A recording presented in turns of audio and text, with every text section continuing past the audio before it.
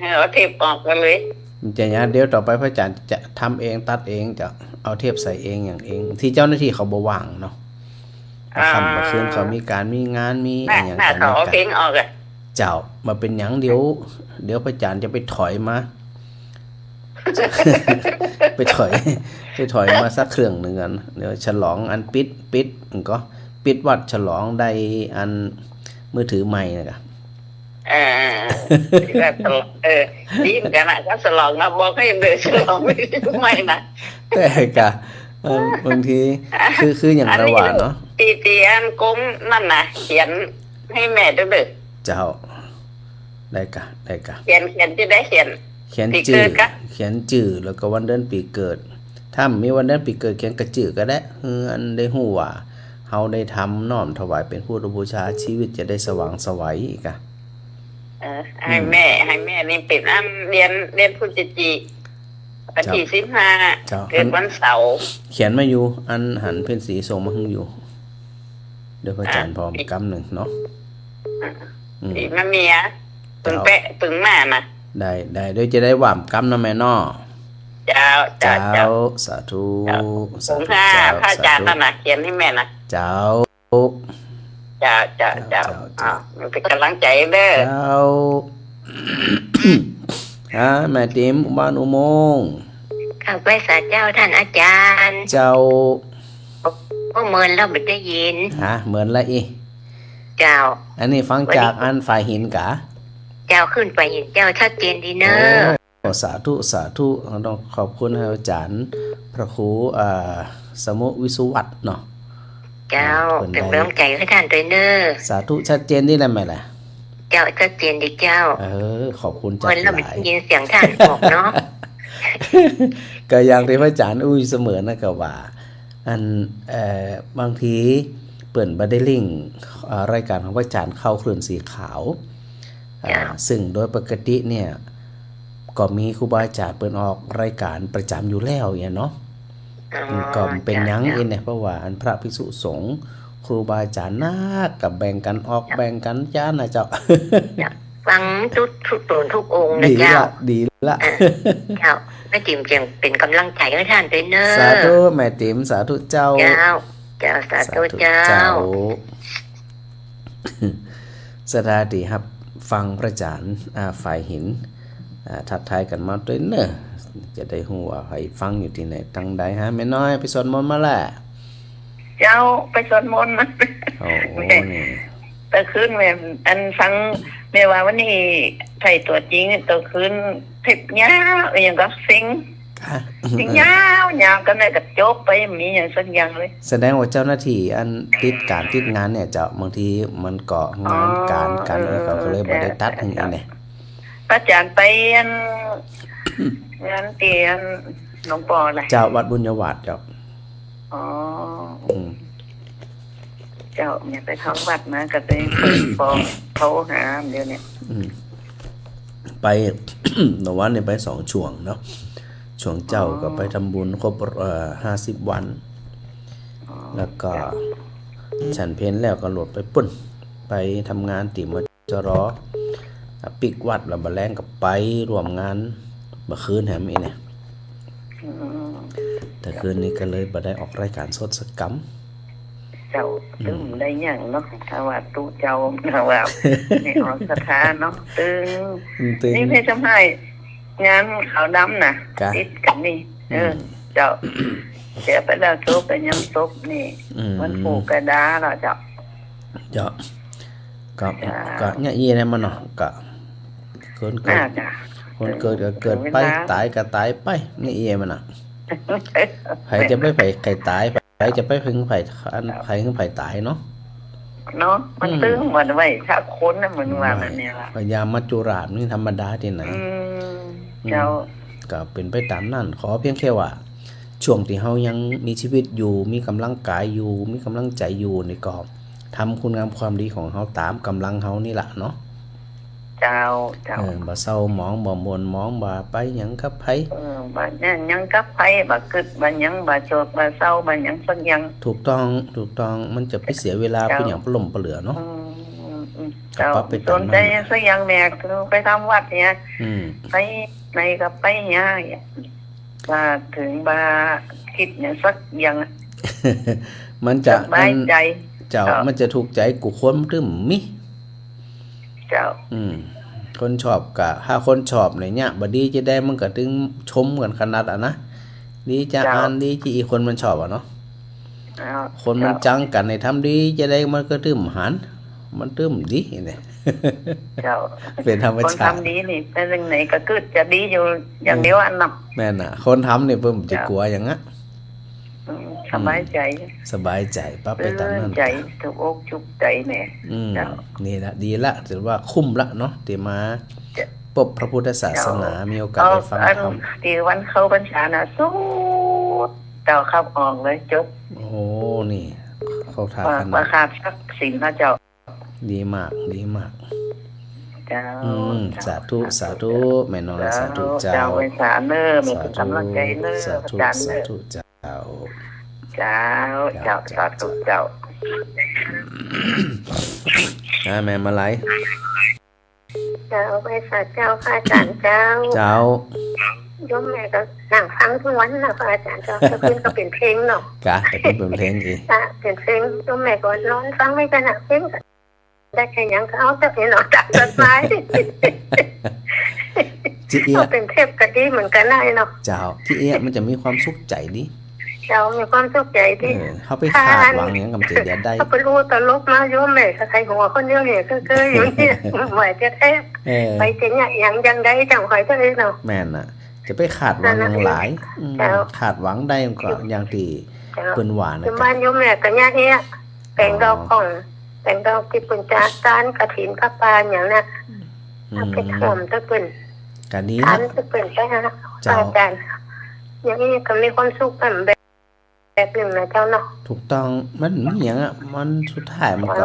ปะต่างคนต่างไปตั้งไผ่ตั้งมันน่ะเจ้าทำมีธรรมะนี่ก็ตึ้งมวนกันนะเนาะแบบมันเหงาทำแบบมีธรรมะเนี่ยมันเหงาเจ้าฟังทั้งวันนะเจ้าแล้วมันมีตั้งไปด้วยนะเจ้าความสุขไปเห็นแบบหนึ่งอ่ะพระอาจารย์เจ้าเนาะมันมีอันช่องตังเจ้าแต่เข้าวันใดนี่ช่องตังนี้มีพระอาจารย์พระอาจารย์บนนักเตะได้อย่างฟังเนี่ยมันแบบไม่ทันยังอ่ะนะเจ้ามันเหมือนเจ้าอย่างนี้มันก็มีความสุขเป็นแบบนายมแหม่มไปที่ไหนนะป้า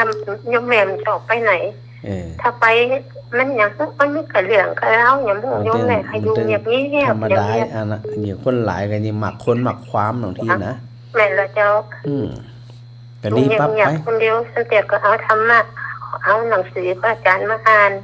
นั่งพิจารณาคนเดียวแปลงดอกไปคนเดียวก็ดีละมีความสุขเนาะเจ้าสาธุก็นั่งฟังเพลงลุงโบก่อนก็นั่งโบตองก่อนดีละสาธุเนอะแม่เนอะแม่มาไหลเจ้าสาธุเจ้าสาธุเจ้าสาธุเจ้าค่ะแม่บัวตองคนดอกคำไต้เจ้าจากมีประการเจ้าสาธุเจ้าถ้านี่วันนี้ก็ถ้าตาลคุมมันก็เห็นปีเจ้าตัวเลยเจ้าเลยได้กะอาจารย์เขียนจื่อเขียนเสียงเขียนอย่างลงไปเจ้านั่นก็ขอถามว่าเดี๋ยวถ้าน้องบ่าวเจ้าได้100 วันเจ้าจะไปทำบุญเจ้าว่าจะไปทำที่วัดเอาอีกนะเดียวได้กะเอาสะดวกนะแม่นะถ้าสะดวกก็บ่มีปัญหาได้เลยจะได้ก็ได้เอาสะดวกกว่าเนาะเจ้าต้องนิมนต์เจ้ากี่ตัวนี่เจ้าทำบุญหมู่นี่เปิดจะทำบุญขู่ไหม4 ตนเจ้า4 ตน8 ตนเอก10 ตนเอกเจ้า6 ตนหรือถ้ามีอะไรแห้งกับต้นเดียวก็ได้เจ้าเอาสะดวกกว่าโดยถ้าพวกเรากันเจ้าจะสายที่10 ถึง 5 อาทิตย์ถึง 5พวกเรากันจะไปทำตรงประพาสที่ถ้าหาเขาจะได้ทำกับข้าวเนี่ยเรียกพวกเราจะไปตักบาตรด้วยดีกะดีเลยอ่ะโดยปกติเปิ่นจะ4 รูปเจ้า4 รูป 4 รูป 6 รูปแต่ถ้าทุกเจ้าวัดหันมีต่อใดเขาก็ทำต่ออันน่ะกี่ตนก็ได้โอ้ถ้ากับบ้านเจ้าเต็มก็มี2ตนอ๋อ2ตนกับ2ตนนะกะแล้วพี่สาวเจ้าว่าเพิ่นเอา5ตนคนละอีกกะประเพณีนะปุ่นอาจจะเหมือนกันเพ่ปกติเปิ้นทางงานมื้อนี้เปิ้นจะนิมนต์กู่กำเป็นหยังจริงๆอ่ะมันอยู่ที่การถือเนาะขี่ก็ได้ขู่ก็ได้เจ้ามาสำคัญอยู่ที่จิตเจตนาของผู้ที่ได้ทำบุญนะกะเนี่ยมันต้องไปกังวลมันกี่ต้นก็ได้ต้องก็เอาปุดว่าตัวเอาน่ะเอาสบายใจว่าเอาเนี่ยยังปืนก็จะว่าเขาปืนเยี่ยมหมดกันเนี่ยปืนเยี่ยมหมดแม่นเอายังปืนหวานนะกะถ้าประเพณีแต่ละทีมันเหมือนกันเหรอปรับไปตามนั้นนะแม่เนอะเจ้าก็ว่าที่เป็นอยู่ถ้ามีโอกาสเจ้าว่าไปถามหลวงพ่อที่วัดที่จ้าน่ะก็ไปถามหลวงพ่อที่วัดนั่นน่ะดีที่สุดอ่ะเพราะว่าอันประเพณีแต่ละทีบ่เหมือนกันเนี่ยเจ้าสาธุเจ้าสาธุเจ้าฮะแม่ปวลีแม่วลีฮะ3 เดือนพอดีอาจารย์ไอ้หยังอาจารย์มาเนี่ย3 เดือนพอดีตั้งแต่อะไรทำอะไรออมเทียนไปแล้วโทรไปกับบัลลาบนี่โอนสตางค์ไปอ่ะโอนไป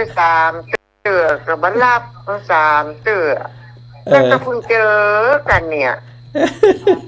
อันแสดงว่าเปิ้นบ่ได้ลิงก์ป้าก็แล้วเรื่องว่าซื้อไปเสร็จแล้วนึกว่าเปิ้นบ่อันก็แสดงว่าเปิ้นบ่ได้ลิงก์สัญญาณน่ะเจ้าหมอมายอมมาเลยเมื่อคืนก็เปิดเทปได้ฟังอยู่นะกะเพลงเติ้ลน่ะแล้วก็หายจมไปเลยหายแซ่บหายสอยอีหายไปเลยอ่ะ3 เดือนเต้เลยนะตั้งแต่ออมเทียนไปอ่ะกะ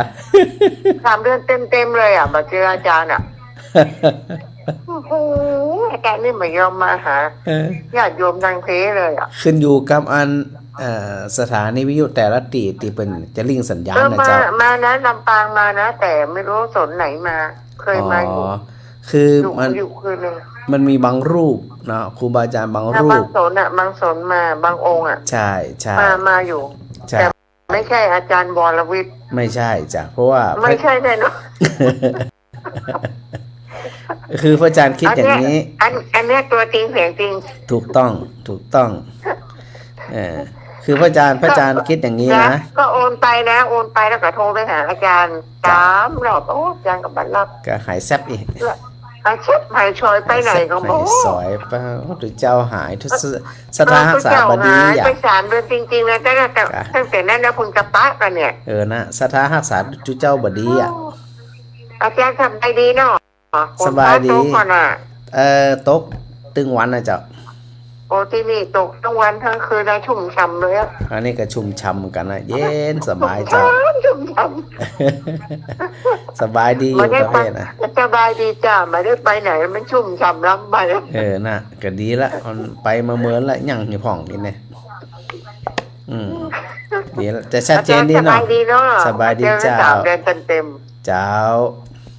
สบายดีสาธุแม่วลีสาธุเจ้า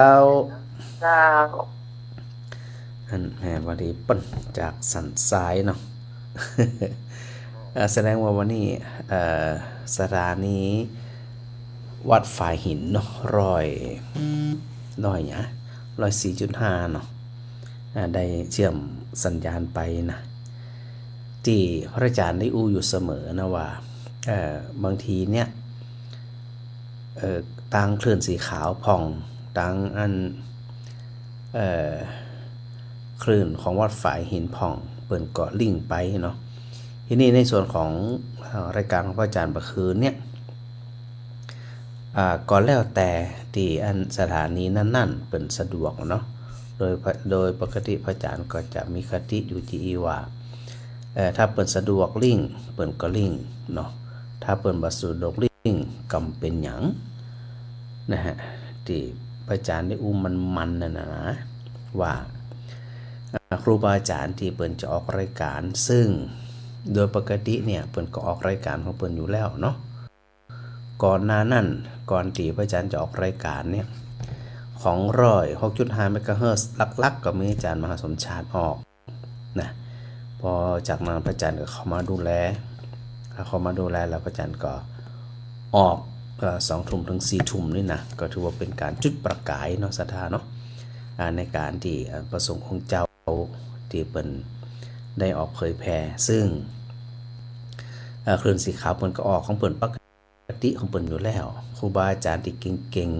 ๆได้อธิบายปกติของเปิ่นอยู่แล้ว ในเวลานั้นน่ะนะแม่ลุนสันกำแพงอาจารย์เอาค่ะอาจารย์เจ้ามาได้รู้เจ้าเหมือนละอีเจ้าโอ้ได้โอจากวันนี้เป็นบุญที่ได้โอเจ้าเจ้ามันมาได้เติมกระตาเรียกอะไผหายเจ้าแม่ลุนไผหายตุเจ้าหายก็สถาหายตุเจ้าหายก็สถาหาย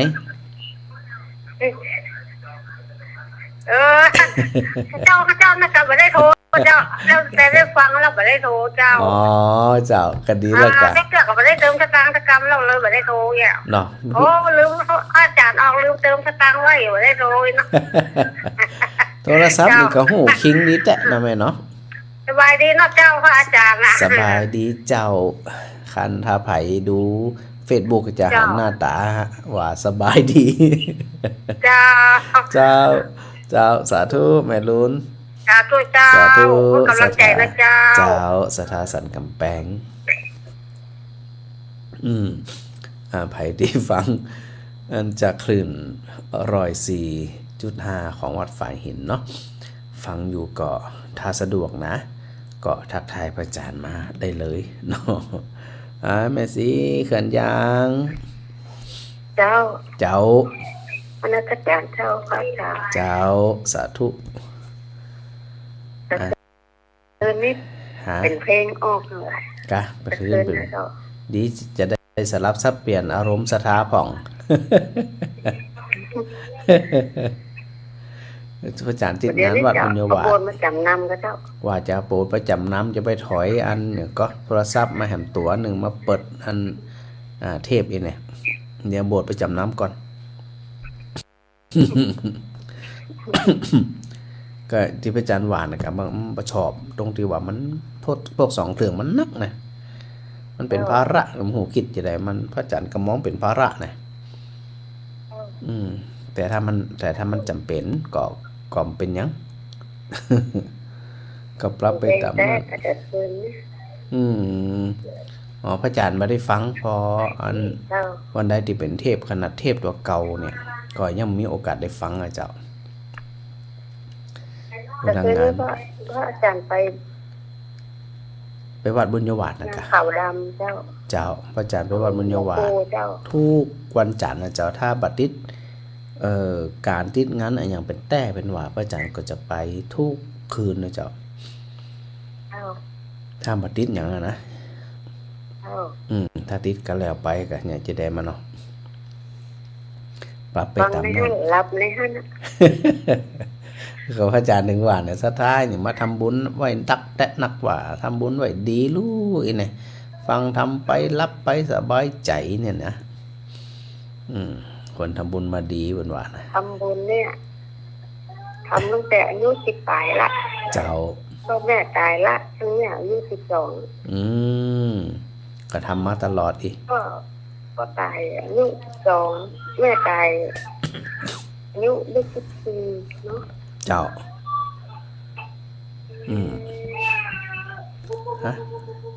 อันอยู่หลายคนแหละ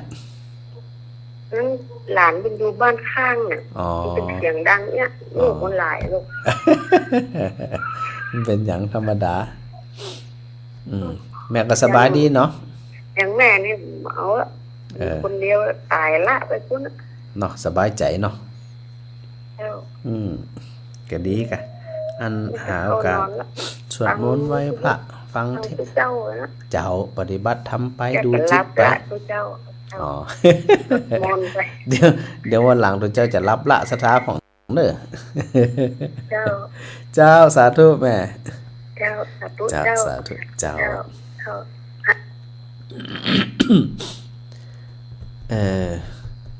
โดยที่สุดอย่างที่ว่านั่นน่ะนะเอาเรื่องไอ้ก่อนนะเอาเรื่องลิงสัญญาณก่อนก็แล้วกันพระอาจารย์ได้บอกอยู่เสมอไงว่าครูบาอาจารย์เปิ่นก็ออกของเปิ่นปกติอยู่แล้วเนาะแต่ละรูปแต่ละนามศรัทธาก็รอฟังตนนั่นตนนี่นะซึ่งก็ถือว่ามีความหลากหลายนะส่วนพระอาจารย์เองปะกับพระครูอภิวัฒนวิกรมก็ได้บอกไว้เปรยๆว่ามันต้องไปกังวลลิงก็ได้บอลิงก็ได้นะเนื่องจากว่าครูบาอาจารย์ที่ออกรายการปกติเนาะถ้าพระอาจารย์เอารายการพระอาจารย์ไปลิงเหียสมมุตินะมัน2 ชั่วโมงก่อนนะแล้วก็ครูบาอาจารย์รูปอื่นก็บ่มีโอกาสที่จะได้โปรดศรัทธาญาติโยมดังนั้นก็เป็นจังแบ่งกันทำหน้าที่กันไปยังกันไปอย่าจะเป็นที่จังที่เปลืองของศรัทธาในที่นั้นๆน่ะเนาะที่นี่มาในเรื่องที่กับแม่สีแต่จริงๆอ่ะมันเป็นชีวิตปกติของคนเฮาอยู่แล้วนะศรัทธานะว่าโดยที่สุดเนี่ยเฮาดูเหมือนว่าเฮาขาดสิ่งนั้นสิ่งนี้เฮาจะมีความคิดว่าเฮามันแบบมีความสมบูรณ์บริบูรณ์ในตัวก็ถามว่าชีวิตของไผ่ที่มีความสมบูรณ์ที่สุดมีครบทุกสิ่งทุกอย่างมีก็จะมีสถานลองไปถามพอเถอะดังนั้นเฮาบนห้องว่ามีทิฏฐิวิปลาสจิตวิปลาสสัญญาวิปลาสวิปลาสก็คือวิปริตจิตวิปริตทิฏฐิวิปริตแล้วก็สัญญาวิปริตโดยส่วนมากเขาเป็นปุถุชนทั้งหลายเขาจะมีคติเป็นจะอันมีต่างมาต่างไปเป็นจะอัน เพราะอย่างเพราะว่ามีความเห็นแปลกมีความเห็นดีมาถูกต้องนะเป็นจึงห้องว่าทิฏฐิวิปริตหรือทิฏฐิวิปลาสความคิดจิตวิปริตจิตวิปลาสกันเหมือนกันนะมีสภาพจิตที่บ่เป็นไปตามคันลองที่นำไปสู่ความสุขสงบใดแล้วก็สัญญาวิปลาสสัญญาวิปริตก็คือมีความเข้าใจฝังใจจำอยู่ในใจกับสิ่งทั้งหลายเหล่านั้นที่มันผิดพลาดไปเนาะสถานเนาะฮัลโหลเจ้าพระอาจารย์เจ้าไผแนะนำตัวกรรมแม่ปานีเจ้าแม่ปานีบ้านก็เจ้า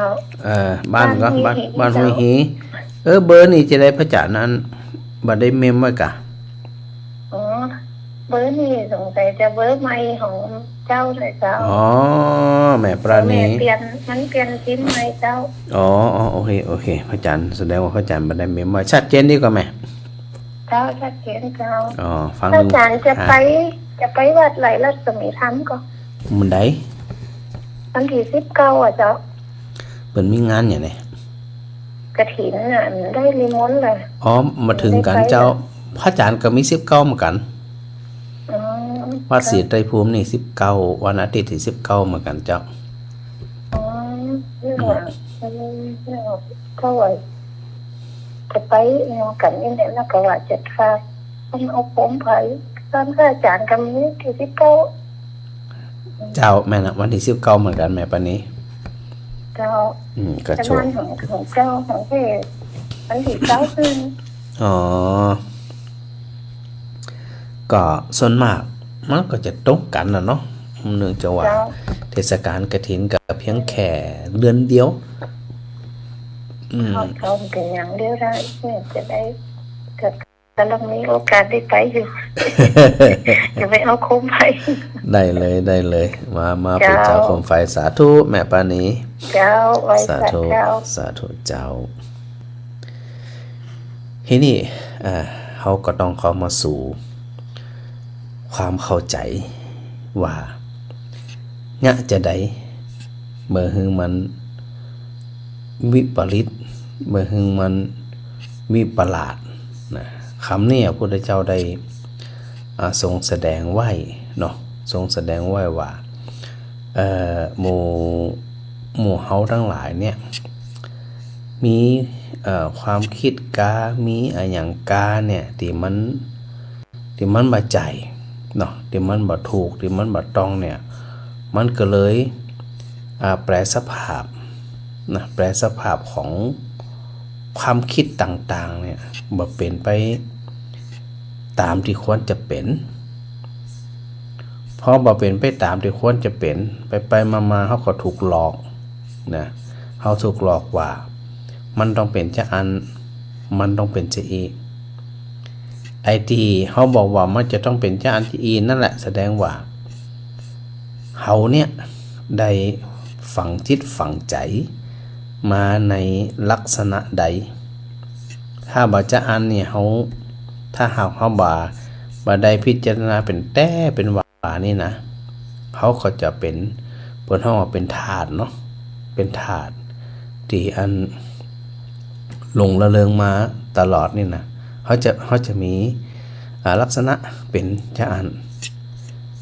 แล้วคำของเขาทั้งหลายเนี่ยถามว่าเขามีความคิดกามีอย่างกาเนี่ยว่าเป็นไปตามที่มันควรจะเป็นหรือไม่เนาะถ้าหากว่ามันเป็นไปตามที่มันควรจะเป็นมันก็ดีไปแต่ถ้าหากว่าเฮาบ่ได้คิดไตร่ตรอง ตามนี้มันเป็นจริงตัวเฮานี่แหละจะเป็นผู้ที่หาความ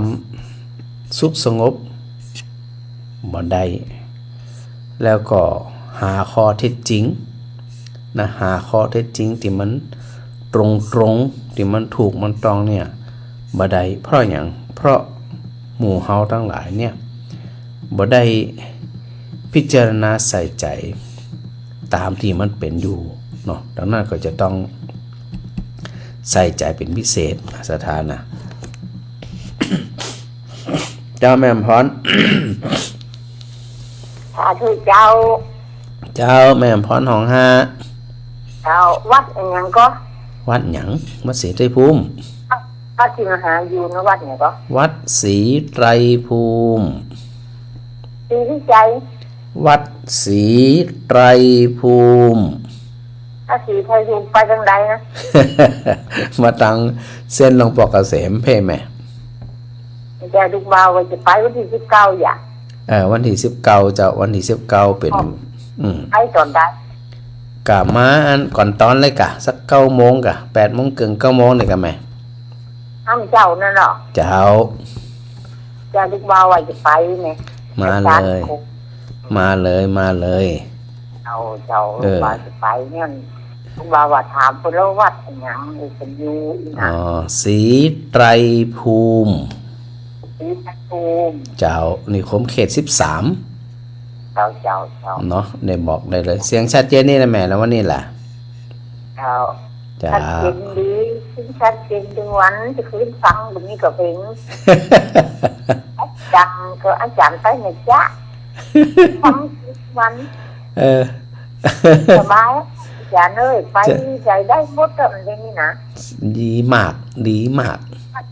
วัดก็ไปได้ละไปไหนได้หมดดูใจมันแกร่งที่ยังเนาะสบายใจแล้วเราว่าไปหาถ้ามาหาได้เลยถ้าใจแกร่งที่ยังนี่โอ้ยกลัวสักยังอ่ะเจ้าไป9 โมงเนาะเจ้าประมาณนั้นนะแม่เจ้าสาธุเจ้า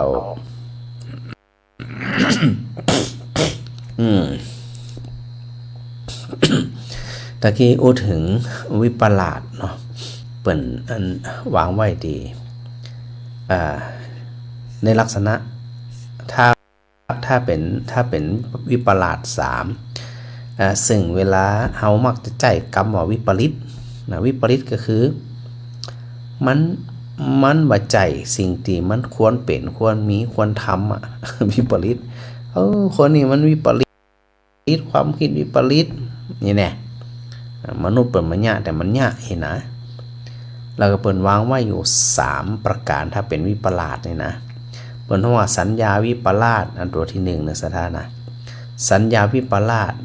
คือมีสัญญาที่คลาดเคลื่อนจากความเป็นจริง คือรู้ผิดพลาดจากความเป็นจริงนะเช่นอันหันเจือกเข้าใจว่าเป็นงูอันนี้เป็นห้องว่าสัญญาวิปลาสนะอันนี้ตัวแรกนะสถานนะเป็นห้องว่าเป็นสัญญาวิปลาสเนาะเอาละฮะแม่พัดอาจารย์เจ้าอาจารย์เจ้าวันนี้ได้ฟังพระอาจารย์ไกลขึ้นเนาะถึงหวานนะกะติดทันเมาเนาะงานชุบเดี๋ยวนี้ก็มีงานชุบมั้งกะเนี่ยใกล้เนี่ยส่วนมากเปิ่นเอาซุปใบบ้านแหละแม่แหละทั้งพุ่นแหละเจ้าไว้บ้านเหมือนกันนะทั้งเพศก็เหมือนกันนะแม่เพราะบางทีตัวเป็นแอววันนี้ตายอันมั้งดึงธรรมดาดามสองชุบมันแก้ใจตะคืนชุบดอกบ้านสังลมจ้อยนะบ้านหมู่บ้านเดียวกันเนาะเจ้าถึงวัดละหมดกรรมหมดเวรหมดบุญหมดอายุก็ไปต่างไผต่างมันถ้าเข้าใจที่อีกับมิญาเขาก็ทำบทบาททำหน้าที่ไปแต่ว่านั่นแอลเนี่ยนะอายุ98อ่ะโอ้95เดี๋ยวแต่ว่าวันนี้กับเป็นญาติกันงั้นเขานะตายคนนี้ใกล้กันเนี่ยมันจะได้มันนะอายุยืนแตกกับบดีมกันนะถึงกันนะอายุสั้นแตกกับหมอไหวมีโอกาสได้ทำหน้าที่จังว่ามันกับได้เจ้ามาหมอกมาให้บดีนี่กะที่เขาตัวเก่านั้น6ชีจะได้ก็เป็นยังเขาตัวเก่าเผาตัวเก่าเจ้าเผาจะได้ก็เอาน้ำมันก็ลวกอีกบ่เอาตัวเก่าก็เป็นโรคประจำตัวก้าแหละเป็นโรคประจำตัวมันเหมือนเนาะคงรำคาญตัวเก่าเนาะถ้าจะรำคาญตัวเก่าอันนี้เป็นตัวกรรมมันพอไผประหันเนาะว่าไผไปทำอะไรอย่างไหวเฮาก็สิฮู้เฮาเขาก็สิฮู้เขานะกรรมไปกรรมมันเปิ้นฮ้องว่าอันก็กรรมมันไปเบียดเบียนเนาะกรรมมันไปสนับสนุนแล้วก็กรรมไปเบียดเบียนนี่นะอันนี้น่าสนใจเจ้าในระบบนี้ซึ่งเฮาได้ว่าไผนะว่าเปิ้นว่าตัวนั่นน่ะเพราะว่าสภาพกรรมเนี่ยมันเป็นของกลางๆเจ้าเขาจะว่าคนนั้นคนนี้เป็นอย่างอันที่นี่มันตัวใครตัวมันนะแม่เนาะเป็นอย่างกันไปดูกันไปอย่างกันไปเนาะไปกำมันเนาะเจ้าจะไปเครียดอย่างมันหนักเครียดอย่างนั้นเสียงเข้ารับอย่างศรัทธาฟังรายการพระอาจารย์โจ๊กว่ารับม่อนนะปอละม่อนสบายตื่นมากกับสดใสเจ้านี่แหละเป็นประโยชน์ที่ศรัทธาใดเนาะแม่เนาะแต่เนาะมีประโยชน์แต่เนาะตู้สุขสุขใจเนาะสุขใจเนี่ยแค่ฟังพระอาจารย์ก็สุขใจตัวละเนาะแต่เนาะสุขใจอ่ะนั่นน่ะปั๊บไปอยู่ดีมีสุขสาธุแม่พัดเจ้าสาธุเจ้านาจราเสริมสายเสริมงามฟังไก่หน่อยสถาทางเสริมงามปุ่นจะชัดเนาะสปราบมันก็มีแม่ตาเนาะโทรมาก็สปราบก็ถือว่ายังชัดอยู่นะสปราบชัดเสริมงามชัดต่างอันแม่เหมาะนะแจ่แม่บุญนักกี่หันโทรมาแป๊บๆนะสะดอกก็โทรใหม่แล้วก็สถาตังปุ่นตังไอ้หยังนี่ฮะตังบันกล้วยบ้านหยังปุ่นอ่ะบันกล้วยเนี่ยก็คือแม่ท่าอยู่กะก็ว่าสมอันก็ไม่เหมาะละหลายๆที่โดยปกติก็อยู่ในโซน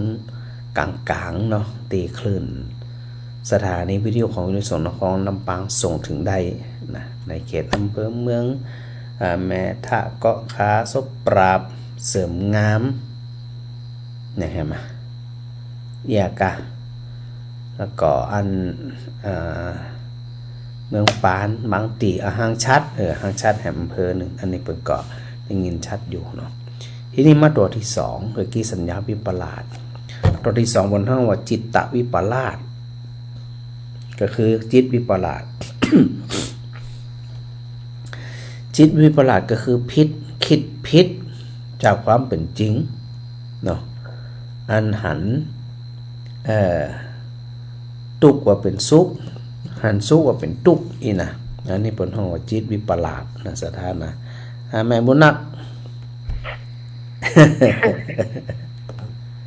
โตประจันเขาเห็นเลยโซลำตันหัวมีมือแปบแล้วแปบแผมแหละว่าจะก้านแล้วเนี่ยว่าจะแปบแล้วเนี่ยก็คืออยู่ฟังแทบเนี่ยเป็นเฟกเนี่ยนั่นเด้อแหละมาว่าอาจารย์ตายแต่จำเล่าไปอยู่ในงานศพบนอากาศแล้วก็ไปชวนบนกระปั้นจังหวัดน่ะตั้งแต่เข้าพรรษามานี่นะเจ้าชวนเราจะชวนถึงว่าเนาะจังกำลังหาจบนี่ทำไปเถอะไหมทำไปเถอะมันเป็นการทำสมาธิโดยมันเป็นการเนี่ยจิตใจเขาสงบตัวจะมีความสุขตัวทำไปเถอะนั่นเนาะการจังหวะที่เป็นว่ามันเขาบอกกระวนกระวายอย่างวันหนึ่งท่านตีว่าบ้านนี้เป็นเอารถไปลงส่งคนไปลูกนะไปตายด้วยกันสมมติเจ้าจะรับมาได้ขึ้นหูตกใจเพราะมาขึ้นเอาอันธรรมะที่พระอาจารย์โอ้เด็กอะก็คายไปกันนั้นจะบายใจมาทำน้อยหน่อยนะเอารถไปจนเสาไฟฟ้าตายถึง2 คนไปลูกมันเป็นวิถีจะเป็นวิถีของไผ่ของมันวิธีกรรมไผ่กรรมมันก็เนี่ยจะได้มันถึงคราวตัดนั้นแล้วในภาษาบาเดียวนี่ห่อเป็นอุบัติเหตุเนาะแต่ถ้าในภาษาธรรมเป็นห่อเป็นเรื่องของกรรมเรื่องของกรรมนะเนาะเจ้าแม่ก็อายุมาถึง60จะจำ54แล้วก็ลูกกับประมาณ30 ปลายนี่จ้ะก็หลอดมากับเป็นคนมาก็เอารถจนไปเรียนหนังสือก็เอาไปจนกันกับโดยเปลี่ยนป่วยจนปัจจุบันปึกหลอดหรอครับสปายสเปดก็ถ้ามันหลอดสักกำมันหลอดถึงบ่ก็ยุ่งไปถึงนี่สักกำเนี่ยยังไม่หูกำเตี้ยจ้ะหมู่เฮาก็คือ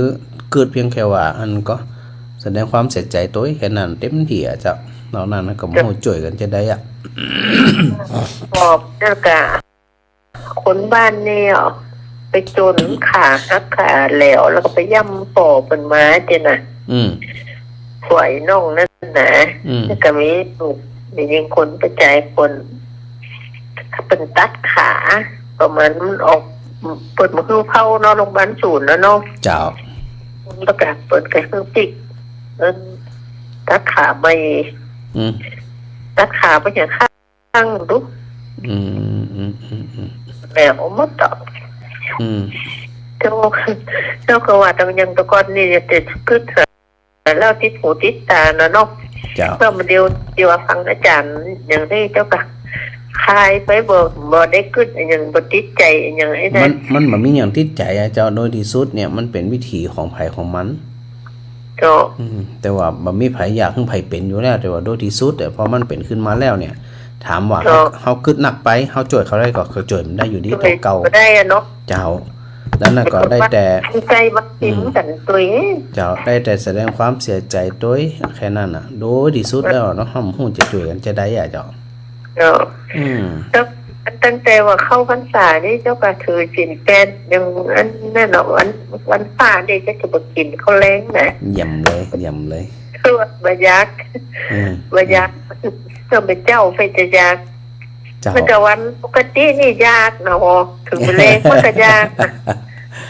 มันอยู่ที่ใจด้วยใจมันไปมันได้มีปัญหาอย่างนั้นจะได้จังหวะอันนี้ครบ3 เดือนตั้งแต่เข้าพรรษาเนาะเจ้าบอกกิจเขาว่า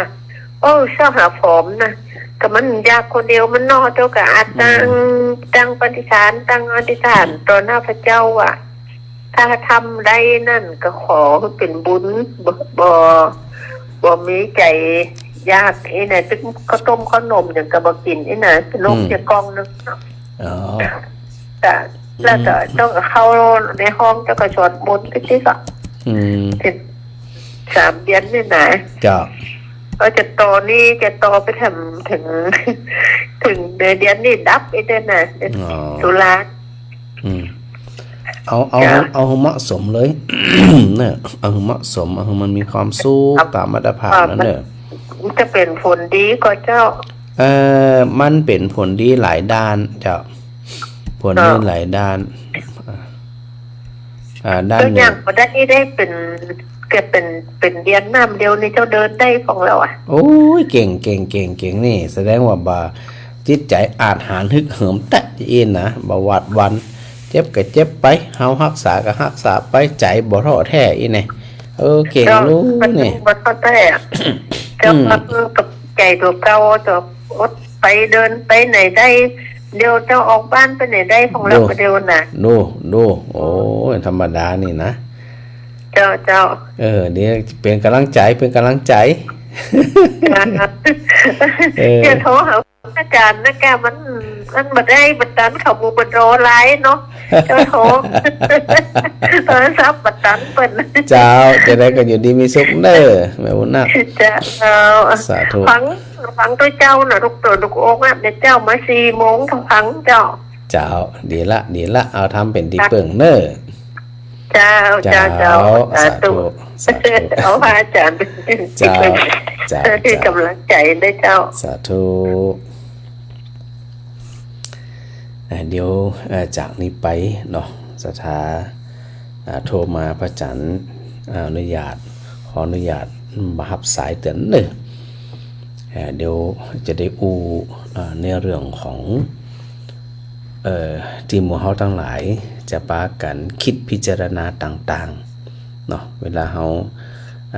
คิดพิจารณาทางใดทางหนึ่งก็ตามเนี่ยคือเฮาทั้งหลายได้เข้าใจในหลักธรรมที่จะนำมาประพฤติปฏิบัติได้อย่างเช่นจริงๆก็มีหลายคนหลายท่านที่ฟังรายการของพระอาจารย์แล้วเนี่ยเปลี่ยนความคิดเปลี่ยนวิกฤตเป็นโอกาสเนาะเปลี่ยนจากความเศร้าความโศกเป็นความวางเฉยนะบ่ได้ยึดถืออะไรอย่างแล้วนะแต่ก่อนเนี่ยเวลาเฮาบ่เข้าใจอย่างต่างๆนะเวลาอยู่คนเดียวมันเหงานะถ้าบ่เข้าใจสภาพของความเป็นจริงนี่เหงาแน่นอนสถาก็จะหันว่าคนเฒ่าคนแก่ถ้าบ่ได้มีอันหยังเป็นที่จังที่เปิงนี่นะเหงาจะรอให้ลูกให้หลานมาหาเขาจะไปมาหาจะได้เพราะว่าการงานกันหนักแต่ปะกัดตินทีปะมันก็คนเฒ่าคนแก่ก็เหงาแต่พอฟังรายการแล้วบางคนนี่ติดเตียงก็มีก็ฟังรายการร่างกายนี่ติดเตียงแต่ใจนี่บ่ติดเตียงใจนี่ติดธรรมะดูเพราะใจบ่ใส่ใจบ่สนใจอย่างสักอย่างเนี่ยมันจึงบ่มีผลบ่มีผลต่อความสุขความทุกข์ที่สถาใดหับนั่นอยู่แล้วนั่นจึงบ่มีผลใดๆเลยก็อยากให้หมู่เฮาทั้งหลายเนี่ยได้ไปเข้าใจตามความเป็นจริงสิ่งพระอาจารย์กำลังอธิบายในเรื่องของวิปลาสเนี่ยก็ในวิปลาสเวลาอันเปิ้นแยกแยกที่เนี่ยสถานะถ้าหากว่ามีสัญญาวิปลาสสัญญาวิปลาสจะไปลืมว่าสัญญาแปลว่าความจำมันก็สัญญาคือความจำที่อธิบายไว้ในอันวิปลาสสูตรบนห้องว่าวิปลาสสูตรเนี่ยนะโดยหมู่เฮาทั้งหลายเนี่ย มีความเข้าใจมีความคิดมีสัญญาคลาดเคลื่อนจากความเป็นจริงจึงห้องว่าวิปลาสสัญญาวิปลาสนะสัญญาวิปลาสก็คือจำผิดว่าจิตมันเที่ยงแท้แน่นอนสัญญาวิปลาสจำผิดว่าเวทนามันเป็นสุขจำผิดว่าธรรมมีตัวมีตนเป็นตัวเป็นตนสัญญาวิปลาสจำผิดว่ารูปเป็นของงามเป็นสุภาพนี่จะมีความคิดในลักษณะจะอีกเดี๋ยวพระอาจารย์ก็ก่อยทวนไปนะสถานว่าจำผิดเนี่ยเปิ่นแยกได้อยู่4ประเภทอันนี้ก็ก่อยๆฟังพระอาจารย์ไปนะ สัญญาวิปลาสตัวแรกจำผิดว่าจิตมันเที่ยงจิตความคิดวิญญาณมโนเป็นทรัพย์เดียวกันเขามักจะเข้าใจอยู่เสมอว่าตัวจิตเนี่ยเป็นตัวที่เที่ยงเวลาเขามีความคิดจะได้จะหนึ่งเนี่ยขึ้นมาเนี่ยนะเขาบ่สามารถที่จะไปตัวหูชัดๆว่าความเป็นจริงนั่นจิตบ่เที่ยงความคิดบ่เที่ยงแน่นอนจิตบ่เที่ยงแน่ๆพอจิตมันบ่เที่ยงตัวจิตบ่เที่ยงนั่นน่ะเปิ้นจึงฮ้องว่าอันมีความเป็นจริงแต่เฮาปุถุชนทั้งหลายเนี่ยเฮามักจะคิดว่าจิตมันเที่ยงแท้แน่นอนมันเป็นนิจจังเขาจะเข้าใจว่ามันเป็นนิจจังแต่ความเป็นจริงเป็นอนิจจังแค่ตัวแรกถ้าเขายึดถือความคิดอันยังกระจ่างว่ามันต้องเป็นความคิดแบบนั้นต่ออันแล้วมันยังอยู่ซึ่งความจริงมันบ่อยู่เมื่อเขามีความจำเข้าใจว่ามันเที่ยงในสิ่งที่มันบ่เที่ยงที่เคยบอกสถาว่าเหมือนกับการว่ายทวนน้ำเหนื่อยแน่นอนน่ะ โอกาสจะไปถึงเป้าหมายมันต้องอู้ ย่ำป้อเตือยังเหนื่อยแหมเพราะมันสวนกระแสของความเป็นจริงมีทางที่จะประสบกับความสุขใดจิตบ่เที่ยงและสัญญาวิปลาสเนี่ยลักษณะก็คือจำผิดว่าเวทนามันเป็นสุขเวทนาก็คือความรู้สึกจะไปจำเนาะว่าความรู้สึกมันจะต้องเป็นความสุขซึ่งความเป็นจริงมันบัจจัยเฉพาะความสุขตัวอันหรอ มันเป็นทุกขเวทนาก็มีอทุกขมสุขเวทนาก็มีคือความรู้สึกมันเป็นได้ถึงมีความสุขถึงมีความทุกข์แล้วก็อยู่ในระหว่างกลางบ่ทุกข์บ่สุขซึ่งเปิดห้องหมดตรงนี้ว่าเฉยแต่เมื่อใดก็ตามเฮาไปหลงระเริงว่าความรู้สึกหรือเวทนานั้นมันต้องเป็นสุขเท่านั้นมันก็ข้านกับความเป็นจริงที่พระเจ้าตรัสว่าทุกข์เท่านั้นที่เกิดขึ้นและทุกข์เท่านั้นที่ดับไปแล้วสุขมันอยู่แต่ใดล่ะที่นี่มันได้บอกสุขเกิดขึ้นสุขเท่านั้นที่เกิดขึ้นสุขเท่านั้นที่ดับไปตรัสว่าทุกข์เท่านั้นที่เกิดขึ้นทุกข์เท่านั้นที่ดับไปมันมีอย่างอื่นแต่ปุถุชนมักจะมีสัญญาวิปลาสว่าความสุขมันเป็นสุขเท่านั้นแต่พอทุกขเวทนาความทุกข์เนี่ยนะปรากฏผลส่งผลกระวนกระวายกระเสือกกระสนดิ้นรนเพราะ บ่ได้มองรอบด้านบ่เข้าใจรอบด้านว่ามันมีถึงสุขถึงทุกข์และถึงเฉยๆเดี๋ยวเฮาก็ได้ไปว่ากันในเรื่องของเวทนาสติปัฏฐานแห่งกรรมหนึ่งเนาะในเรื่องของเวทนาหรือว่าความรู้สึกตัวต่อไปจำผิดนะจำผิดเสมอว่าเข้าใจผิดเสมอว่า ธรรมทั้งหลายเป็นตัวตนสัพเพธัมมาอัตตาจะเข้าใจที่นะแต่ความเป็นจริงเป็นว่าสัพเพธัมมาอนัตตาสภาพธรรมทั้งหลายเป็นของที่บ่ใจตัวบ่ใจตนบ่มีตัวบ่มีตนคือหาตัวตนบ่ได้อันนั้นคือความจริงแต่เฮาหมู่ปุถุชนทั้งหลายบ่ได้คิดจะอันนี่เขาคิดว่ามันเป็นตัวเฮามันเป็นของเฮาก็เมื่อมีการยึดมั่นถือมั่นว่ามันมีตัวมีตนเป็นของเฮาจะอันจีมันจะป่นจะได้ศรัทธาวะเพราะบางทีเนี่ยเฮาไปถือเงาว่ามันเป็นของแท้คว้าไปแหละคว้าหิมตายจะได้กระตื้มจะได้หรือเฮาจะเอาควันไฟเนี่ยมาต้มน้ำมันได้ว่าศรัทธาควันไฟมาต้มน้ำมันได้อะนอกจากตัวไฟเนี่ยเอามาต้มน้ำนี่ก็ตัวธรรมทั้งหลายที่พระพุทธเจ้าตรัสว่าสัพเพธัมมาอนัตตาสภาพธรรมทั้งหลายนั้นไม่มีตัวตนหาตัวตนไม่ได้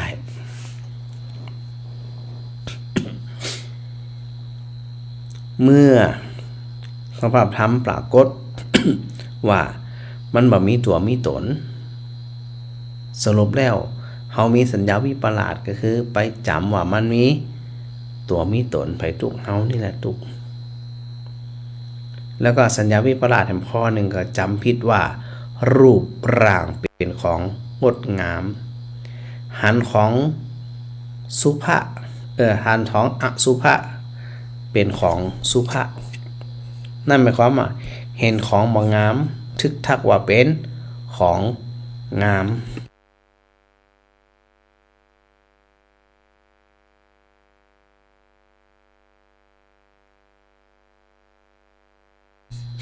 หมู่เฮาจะทึกทักอยู่เสมอว่ามันเป็นโสภะเป็นของงามแต่ในความเป็นจริงในเรื่องของกายานุปัสสนาสติปัฏฐานในส่วนของกายที่ปรากฏที่พระอาจารย์ได้พยายามบอกศรัทธาอยู่เสมอว่าพระองค์เนี่ยนะได้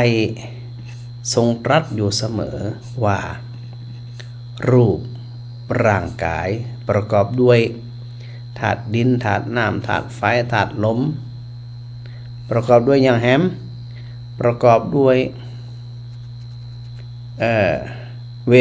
รูปเวทนาสัญญาสังขารวิญญาณ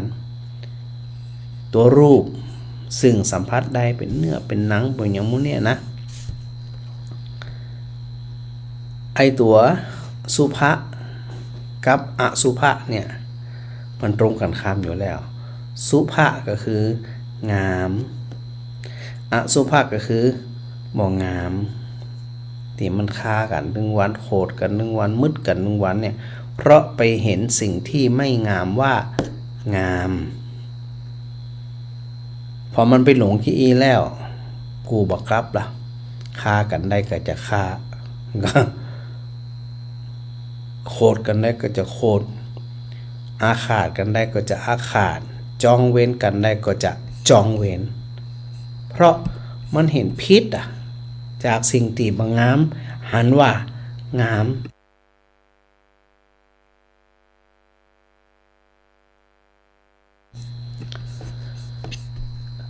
วันก่อนสถาน่าจะจำที่พระอาจารย์ได้ของสถานแล้วว่าเวลาเขากำหนดพิจารณารูปร่างกายของเขาเนี่ยนะถ้ามันหันตามที่พระพุทธเจ้าตรัสเนี่ยถ้าหมู่เขาหันตามเนี่ยนะมันจะบ่มีความหมายอย่างกับใจเขาเลยถ้าสมมุติว่าเขาไปเข้าใจแต่นะว่าที่พระอาจารย์บอกสถาวันก่อนว่าโดย เวลาเฮาสังเกตรูปร่างกายของเขาเนี่ยโดยภายนอกก่อนให้จิตมันตอมให้มันเป็นหลักก่อนจิตมันบ่ฟุ้งซ่านจิตมันบ่พล่านไปไหนนี่นะก็มองรูปร่างกายของเขาที่เฮาฟุ่มฟักมันมาหล่อเลี้ยงมันมาดูแลมันมาเนี่ยเอาร่างกายรูปร่างกายของเขาเนี่ยเป็นอุปกรณ์ในการหยังฝึกสมาธิและสติของเกิดปัญญาก็พระอาจารย์วาสถาหลายคนเนี่ยได้ทำอยู่แล้วก็ทำมาตลอดบ่ว่าจะนั่งจะยืนจะเดินจะนอนโดยปกติหมู่พอออกไม่ออกที่ฟังพระอาจารย์อยู่เนี่ยก็เป็นผู้สูงอายุสิเป็นส่วนมากเนาะมีหนุ่มๆสาวๆก็น่าจะน้อยเนาะเราเด็กละอ่อนน้อยนะพอเขามีเวลาอิริยาบถที่สะดวกที่สุดก็คือนั่งกับนอนแต่บางคนมีสัญญาวิปลาสจำมาพิษว่า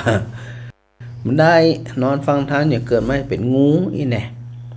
มันไปเกี่ยวอย่างกันจาใดเบอร์เดียวนี้เนาะเพราะว่าการกำหนดรูปร่างกายที่เขานอนอยู่สมมติเขานอนอยู่หันชัดว่าขณะนี้เนี่ยเขานอนแบบไหนหันจะได้โดยอาศัยอย่างอย่าไปลืมนะ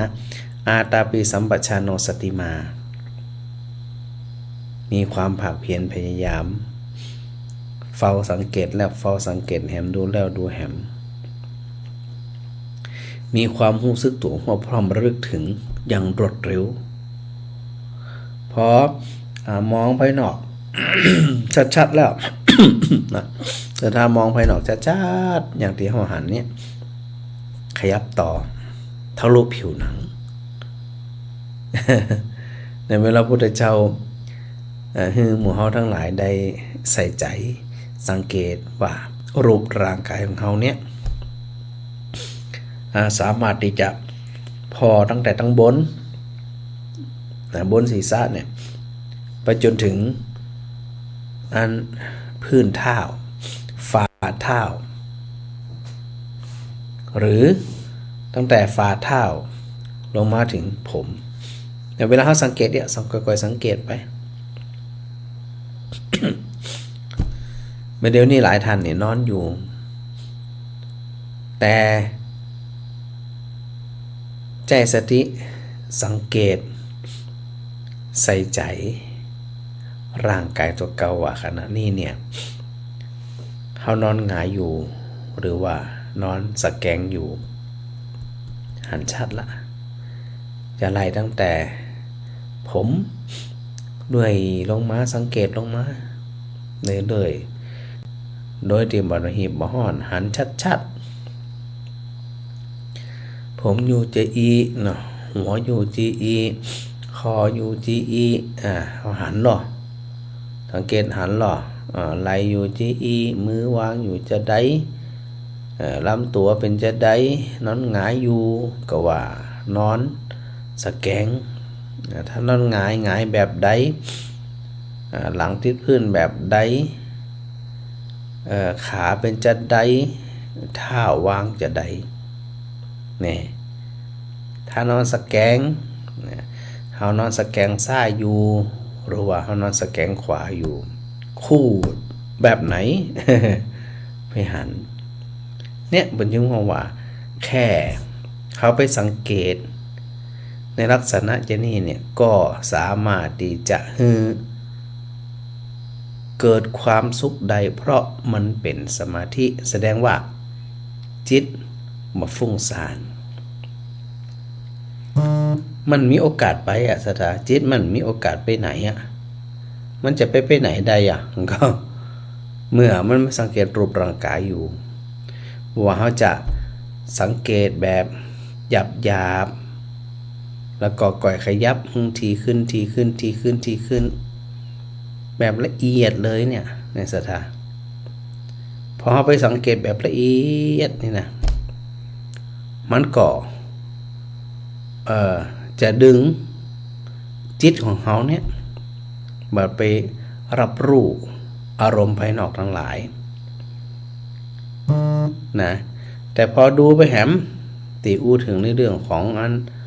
อาหารรูปเป็นสุภะเป็นอสุภะเนี่ยซึ่งพระพุทธเจ้าบอกว่าเป็นอสุภะ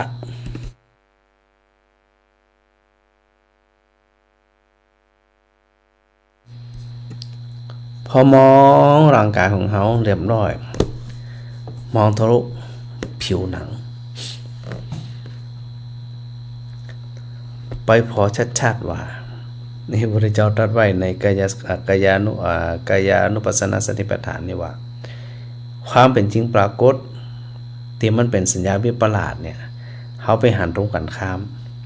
แล้วเขาบ่เคยไปใส่ใจไปพิจารณาหันสิ่งทั้งหลายเหล่านี้เลยพิจารณาเข้าไปกันเนาะว่าตัวของเขาเนี่ยมันหุ้มห่อด้วยหนังซึ่งหนังที่มันหุ้มห่ออยู่เต็มไปด้วยของบ่สะอาดเป็นของสกปรก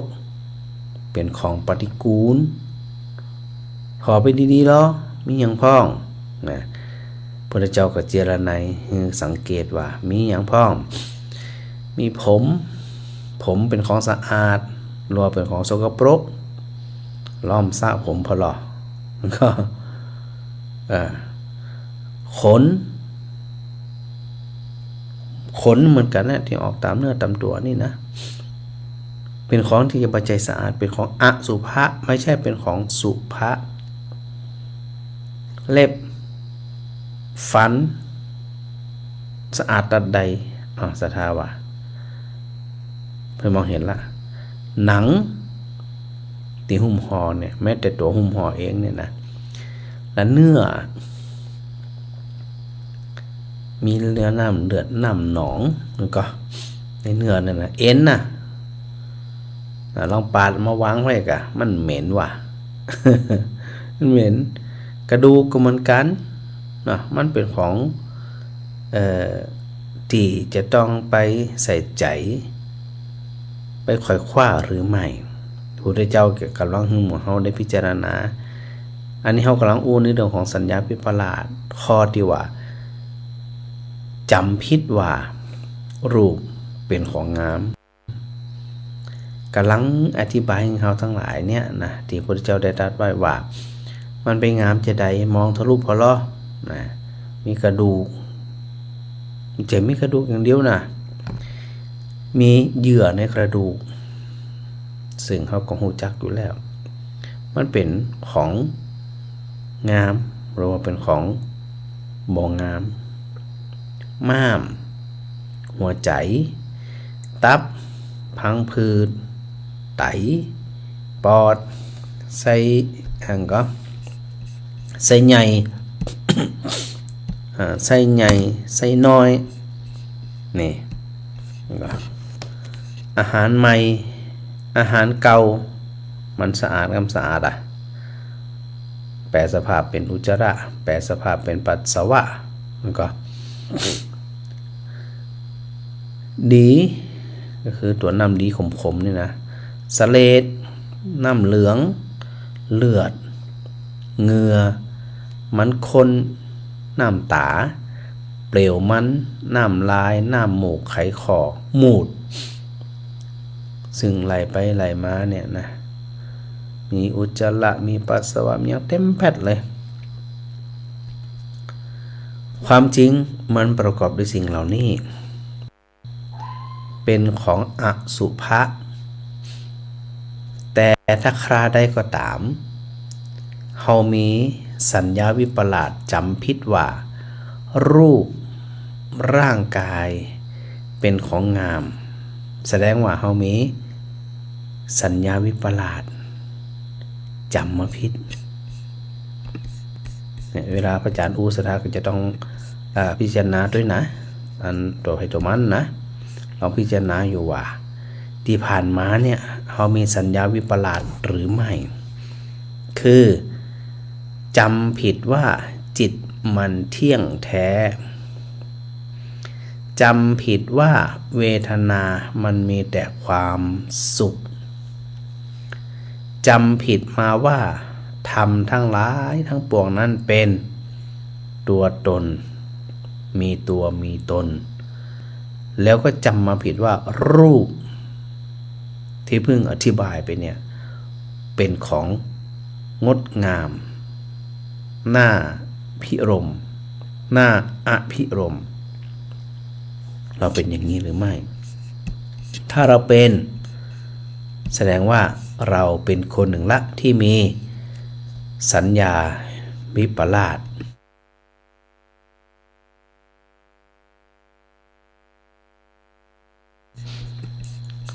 ข้อต่อไปจิตตวิปลาสนะจิตก็คือความคิดเอาสถานเนาะคิดว่าจิตมันเที่ยงคิดผิดละกันวิปลาสเนี่ยนะคิดผิดว่าจิตมันเที่ยงแท้คิดผิดว่าเวทนามันเป็นสุขคิดผิดว่าธรรมทั้งหลายมีตัวตนคิดผิดว่ารูปเป็นของงดงามแม้แต่พระปัญจวัคคีย์มันก็จริงๆบ่ได้หมายถึงเฉพาะพระปัญจวัคคีย์ต่ออันนะเรานักพรตนักบวชในสมัยพุทธกาลพูดนะตลอดถึงประเดี๋ยวนี้ประเดี๋ยวนี้เนี่ยตลอดอันพระอาจารย์กำลังอู้ถึงในเรื่องของพระปัญจวัคคีย์เนาะท่านก็มีสัญญาวิปลาสมีจิตวิปลาสจำผิดว่ามีตัวมีตนพุทธเจ้าจึงทรงแสดงอย่างอนัตตลักขณสูตรถึงฝังจนเข้าใจจะง่ายนะสถานนะโอกาสที่จะปลอดจากสัญญาวิปลาสโอกาสที่จะปลอดจากจิตตวิปลาสมันจะของง่ายเขาถูกครอบงำจิตเขาวิปริตตลอดสัญญาเขาวิปริตตลอดและตัวสุดท้ายคือทิฏฐิวิปลาสทิฏฐิแปลว่าความเห็นเนาะทิฏฐิวิปลาสก็คือเห็นผิดว่าจิตมันเที่ยงแท้เห็นผิดว่าเวทนามันเป็นสุขเท่านั้น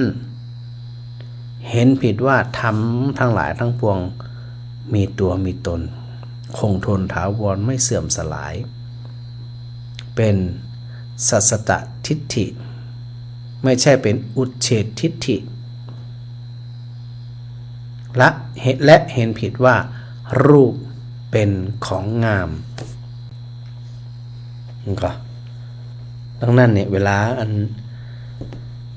เขาจะทำใจได้เข้าใจได้มันเข้าใจได้ ได้อู้ถึงแม่บุญนักตะกี้นะว่าบางทีถ้าเขาไม่เข้าใจเขาก็โศกเศร้าตัวเขาโศกเศร้าตัวเขาทุกข์ใจตัวเขาหมองใจตัวสถานะน่าจะยังจำได้อยู่ที่พระอาจารย์ได้นำเรื่องทารุขันธสูตรมาอธิบายให้ศรัทธาฟังนั่นนะหนึ่งในนั้นก็คือขอนไม้ก็ขอนไม้ที่มนุษย์นำไปคำว่ามนุษย์นำไปก็คือ ไปหลงกับมนุษย์มันก็เลยไปสู่พระนิพพานไปสู่ความพ้นทุกข์มนุษย์ชมก็ติดใจมนุษย์จังก็ติดใจแต่พระพุทธเจ้าตรัสนั่นนะว่าพวกเธอทั้งหลายขอนไม้บางขอนไม้ถูกมนุษย์นำไปประดุจดังผู้ประพฤติปฏิบัติไผก็ตามบางทีเนี่ยมันเหมือนกับถูกมนุษย์นำไปเช่นเขาชมเขาก็ไปหลงละเลงชื่นชมขอบอกขอบใจขอบคุณยินดีปรีดา กับคำนั้นหรือมนุษย์แจงดาจมจะจมจังเขาก็ไปติดอยู่ตรงเนี้ยในพระพุทธเจ้าบอกว่าเมื่อใดก็ตามที่มนุษย์เขาประสบเคราะห์กรรมต่างๆต้องไม่ถูกมนุษย์นำไปพระพุทธเจ้าก็มองมาที่พุทธเจ้ามองมาที่ตุเจ้าเนาะพระสงฆ์สาวกว่าเวลาอยู่ในสังคมเนี่ย จะไปโศกเศร้าไปตามปุถุชนจะไปโศกเศร้าไปตามมนุษย์เจ้าบ้านเจ้าจองทั้งหลายที่ได้รับวิบากกรรมคือบ่เศร้าโศกด้วยบ่ให้ตัว มองเป็นกลางมองเป็นอุเบกขาธรรมก็ว่าทุกอย่างที่คนนั้นคนนี้ประสบเคราะห์กรรมกาคนนั้นคนนี้ประสบโจกดีกาเนี่ยคนที่เข้าใจสภาพธรรมเปิ่นจะนิ่งเฉยเมื่อวาดวันไปตามกระแสแห่งสังคมถ้าเมื่อใดก็ตามเฮาผู้ทุชนทั้งหลายหลงระเริงไปตามกระแสความนิยมของสังคมคราวนั้นเหนื่อยวิ่งเต้นไขว่คว้าแก่งแย่งลากไปถูมานะนั่นแสดงว่าในบรรดาหมู่เฮาทั้งหลายเนี่ยบ่เข้าใจเปิ่นตุกตัวเปิ่นเศร้าตัวเศร้าหมองตัวหยังตัวพระพุทธเจ้าท่านว่าวิถีของกรรมของแต่ละคนนั่นเขาอยากให้เขาเป็นจะอันก่อนไปเจอวันเห็นมีใครอยากสักคนนะแต่จะได้ถึงเป็นมันสุดวิสัยที่เขาทั้งหลายจะไปหู้ใดนะท่านนะซึ่งตัวภัยตัวมันกรรมบางประเภทเนี่ยเนาะเวลามีเหตุปัจจัยพร้อมมันพร้อมที่จะถึงผลทันทีแต่ถ้าบ่พร้อมมันรอเวลาตีพระจารย์อู้ถึงประดุจดังต้มน้ำถ้าเหตุปัจจัยพร้อมนะ ไฟมันพร้อมความร้อนมันพร้อมตองกระทะบางกระทะหนาจะได้กระจ่างเถอะมันถึงเดือดแน่ๆแต่ถ้าหากว่ามันกระทะมันหนาไปต้มทีเดียวมันน่าจะเดือดบางทีมันเดือดเตี่ยเพราะอย่างกระทะมันหนามันไปเดือดอย่างเตื้อมันก็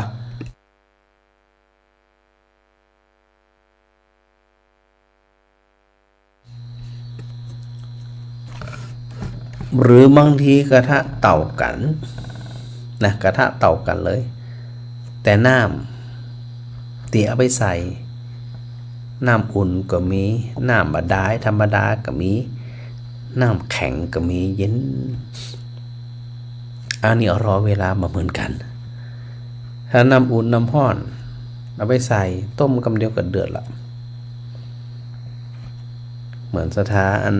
เวลามีโรงทานการอย่างการนี่นะสถาจะต้มน้ำไว้มันก็เวลาเราต้องการแต่อันเล่งแก๊สหน่อยเดียวนะเดือดโบ๊ะเพราะมีความพร้อมอยู่แล้วอุ่นอยู่แล้วพร้อมที่จะเดือดถ้าเรามองถึงในเรื่องกรรมมันพร้อมอยู่แล้วที่จะส่งผลถ้ามันได้โอกาสถ้ามันได้ช่องน้ำจะเดือดโป๊ะไผจะไปห้ามมันได้ซะเมื่อเหตุปัจจัยมันมีเหมือนกับวิบากกรรมเคราะห์กรรมต่างๆเวลามันถึงคราวเหตุปัจจัยพร้อมมันจะส่งผลทันทีทันใดนี่ล่ะถ้าเฮาพิจารณาแบบนี้เข้าใจแบบนี้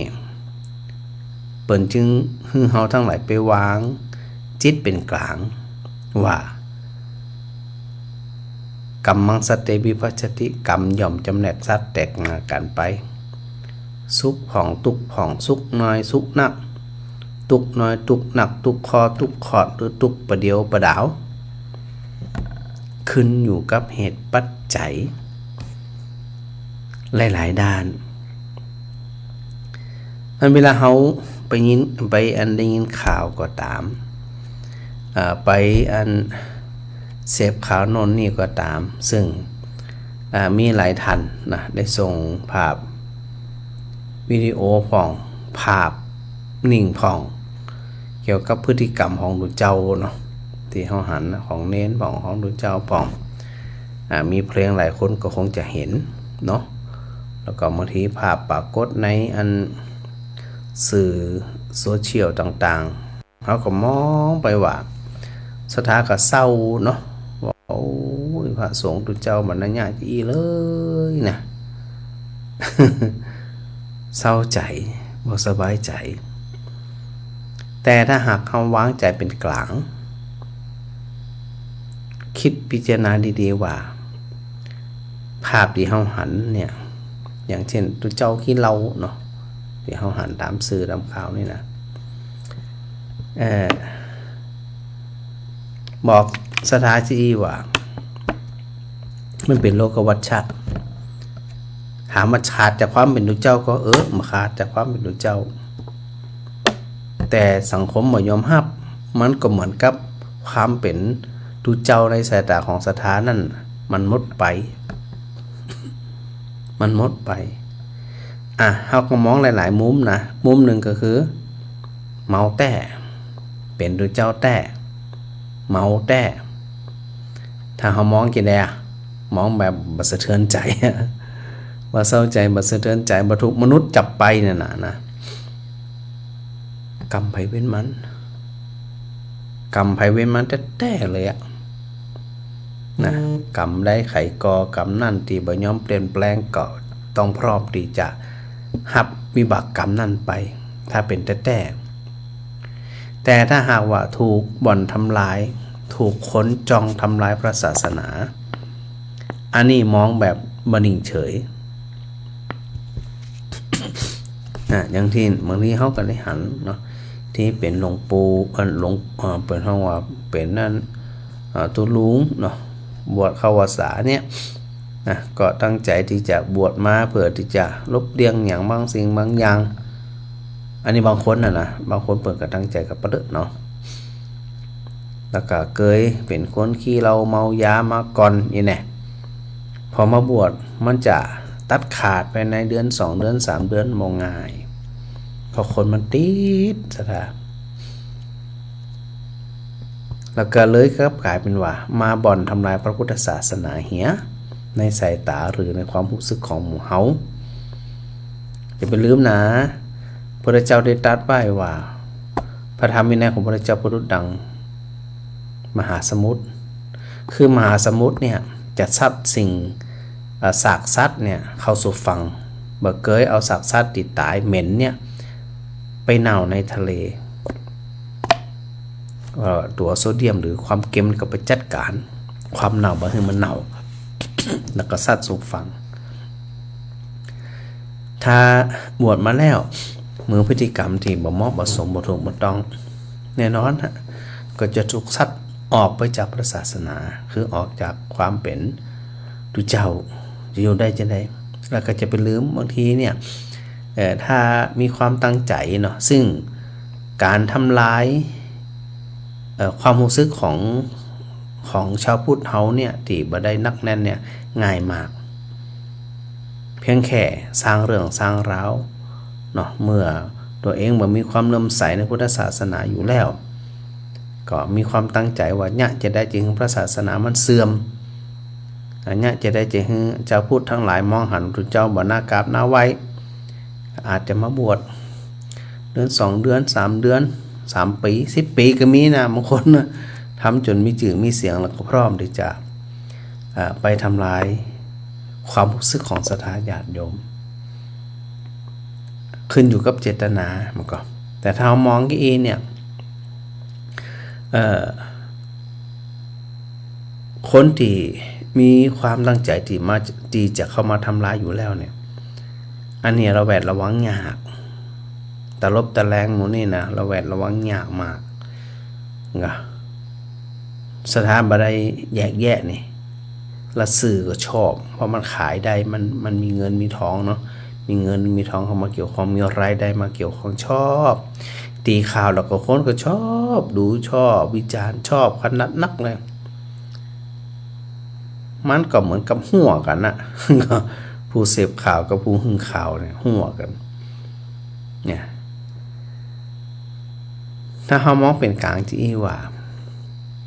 กรรมได้ไขก่อกรรมนั่นตามสนองตัวภัยตัวมันและถ้าหากว่าภัยก็ตามตั้งใจที่จะเข้ามาทำลายพุทธศาสนาโดยรูปลักษณะแบบใดก็ตามเป็นหน้าที่ของตุเจ้าและศรัทธา2กลุ่มต่ออันที่จะเข้าไปคลี่คลายจัดการจะไปปล่อยผ่านนิ่งเฉยปัญหาคือหมู่เฮาทั้งหลายนี่นิ่งเฉย แต่ก็งะศรัทธาจิตที่มีศรัทธาในเสื่อมไปเพราะบ่เคยไปใส่ใจศึกษาอย่างแท้จริงว่าเนื้อแท้เนื้อธรรมของพระพุทธเจ้าจะมีลักษณะแบบใดเนื้อธรรมเนื้อแท้แต่นี่นะแต่ถ้าบ่เคยฟังบ่เคยศึกษาบ่เคยใส่ใจเนี่ยพอมีอย่างเรื่องต่างๆกระทบกระเทือนกระเซาโดยเสียใจโดยจังโดยด่าโดยแจ้งโดยที่พระพุทธเจ้าบอกว่าประดุจดังท่อนไม้ที่ถูกมนุษย์จับไปเศร้าโศกไปตามนั่น สะเทือนใจไปตามนั่นแต่ถ้าหากว่าเฮามองเฮาตั้งใจจะไปสู่ความพ้นทุกข์มันก็จะเข้าไปสู่ไหลไปจนสุดนี่นะจะต้องบอกของไปอย่างสักอย่างปัญหาหมู่เฮาเนี่ยมันชอบเนาะชอบแวะชอบม่วนชอบสนุกสนานเนี่ยสุขตัวเศร้าตัวนั่นนะเวลาศรัทธามาปรึกษามาให้มาหุยตัวกับทุเจ้านี่นะถ้าทุเจ้าบ่ตั้งสตินี่เศร้ากูใจตัวให้ตัวนี่มันน่าใจละมันก็สังเกตพระพุทธเจ้าหลายๆครั้งเนี่ยนะเวลาศรัทธาเศร้าโศกไปปรึกษาไปทูลถามพระพุทธเจ้าเนี่ยพระองค์ก็เฉยมาทุกข์มาร้อนตัว เพราะความทุกข์มันเป็นความทุกข์ของโยมไม่ใช่ความทุกข์ของพระพุทธเจ้าแต่บ่ได้หมายถึงว่าบ่ได้หาวิธีช่วยแก้ไขนะดังนั้นผมจึงบอกว่าหลายคนนะ ได้สติเพราะเขาโบสถ์เขาอุโบสถเขาโบสถ์เขาวิหารเนี่ยศรัทธาน่าจะเคยได้ยินเนาะหลายคนตุกใจขนาดเศร้าใจขนาดนะบางคนจะฆ่าตัวตายสะอึกสะอื้นอยู่ไปก็ต่ออันน่ะอย่างไหนๆก็จะฆ่าตัวตายละไหนๆก็จะเศร้าจะโศกละไปไหว้พระสักน้อยก่อนนี่นะเขาไปบวชมันเงียบเนาะศรัทธาเนาะไปอธิษฐานไปตัดพ่อต่อพระประธาน ไปตัดพ่อจะได้กันตามให้จะได้กันตามพระพุทธรูปจะได้เฉยเรียบเฉยแววตาบ่เศร้าโศกมิแววตาบ่เยาะเย้ยถักถางบ่มีเยาะเย้ยถักถางเลยนะเรียบเฉยประดุจดังพระพุทธเจ้ากำลังหึงสติเฮาว่าเธอจะไปอีนังขังคอมันอย่างบ่ล่มบ่เหลือมันเป็นเรื่องปกติเฉย เป็นเรื่องปกติเป็นเรื่องเฉยเนี่ยศรัทธาหมู่เฮานี่ค่อนข้างยากเนาะเวลามันมีอะไรอย่างเข้ามากระทบเฮาจะนิ่งเฉยเนี่ยมันได้พอมีปัญหานักเข้ามีติไปพอหน้าพระพุทธรูปเรียบเฉยได้สติขึ้นมาว่าพระองค์กำลังตรัสสอนว่ามันเป็นเรื่องปกติธรรมดาจะไปเสียใจเศร้าใจจะไปให้ไปหูแย่หยังไงเวลาอันสมัยพุทธเจ้าเนาะพระองค์จะตรัสอยู่เสมอว่าเธอไม่ได้ทุกข์เพราะชาตินี้เท่านั้นเธอทุกข์เพราะเรื่องนี้มาหลายภพหลายชาติแล้วเธอจะทุกข์ต่อหรือเธอจะเสียน้ำตาเพราะเรื่องนี้อีกต่อไปหรือเพราะเธอเสียน้ำตาร้องไห้ฟูมฟายกับเรื่องนี้เนี่ยมาหลายครั้งหลายคราหลายภพหลายชาติพอเข้าไปหันพระพุทธรูปเรียบเฉยพุทธรูปเนี่ยบ่จ่วยเฮาเลยเนาะ ปลอบใจเฮาเลยเนาะเฉยเรียบนิ่งเฉยบางคนได้สติเนาะพุทธเจ้าเป็นเรื่องพุทธรูปเรียบเฉยมากเลยแต่เฮ้ยมันมีอย่างที่จะต้องตื่นเต้นมันมีอย่างที่จะต้องตกใจมันมีอย่างที่จะต้องทุกข์ใจกังวลใจนี่เพราะสภาพของความเป็นจริงของชีวิตมันเป็นใจทุกคนแทนที่พระพุทธรูปจะมาปลอบใจเฮาใจสักกำเฉย เพราะเฮา เฮาอันไปกราบพระแล้วไปเห็นพระพักตร์หรือใบหน้าของพระพุทธรูปนิ่งเรียบเฉยใบหน้าบ่เศร้าหมองใบหน้าบ่ให้บ่หุยด้วยแน่นอนไอ้ตัวนี้เฮาสามารถที่จะนำมาประพฤติปฏิบัติด้วยตัวของเฮาเองได้ว่าเมื่อใดก็ตามมีอันหยังก็ตามเข้ามากระทบแล้วเขาจะประสบประเสริฐด้วยมันว่าอันนอนมันรับมันก็ภาพกาได้ยินกาความคิดกาอย่างกาเนี่ยไม่เป็นรับอย่างเพราะมันเหมือนขอนไม้ที่ถูกค้นเอาไปมาหัวอาจจะเอาไปเป็นหลัวเอาไปเป็นเครื่องประดับแต่เอาไปเรียบร้อยโอกาสที่จะไหลเข้าไปสู่มหาสมุทรมีละโอกาสที่จะเดินทางต่อไปสู่ความพ้นทุกข์มันมีแล้วเพราะถูกมนุษย์นำไปเรียบร้อยเพราะถูกพฤติกรรมของมนุษย์จัดการเรียบร้อยแล้วไปติดเลย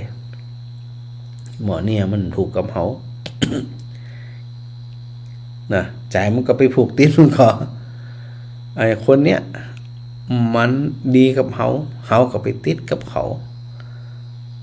พอจิตมันชอบทั้งสองด้านมันก็ไปติดที่เอียกันดังนั้นศรัทธาทั้งหลายเนี่ย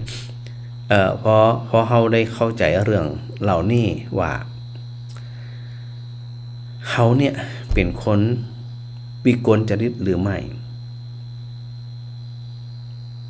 วิกลจริตในทางธรรมเปิดตั้งไว้3อย่างแต่ละอย่างก็ขยายไปเป็น4อธิบายแห่งกรรมทบทวนแห่งกรรมว่าสัญญาวิปลาสจิตตวิปลาสทิฏฐิวิปลาสคือตัวสัญญาวิปลาสพระอาจารย์ทวนนะเวลาเฮาอูจีเนี่ยเฮาก็พยายามกลับมาพอตัวเก่าเนาะว่าเฮามีเหล่านี้หรือไม่ถ้ามีวิปลาสวิปริตในตัวใดตัวหนึ่งเฮาจะบ่ประสบกับความจริงที่มันเกิดขึ้นเพราะมันเพี้ยนจากความจริงตัวสัญญาวิปลาสเนี่ยมีทั้งหมดอยู่4ตัวมันก็ศรัทธา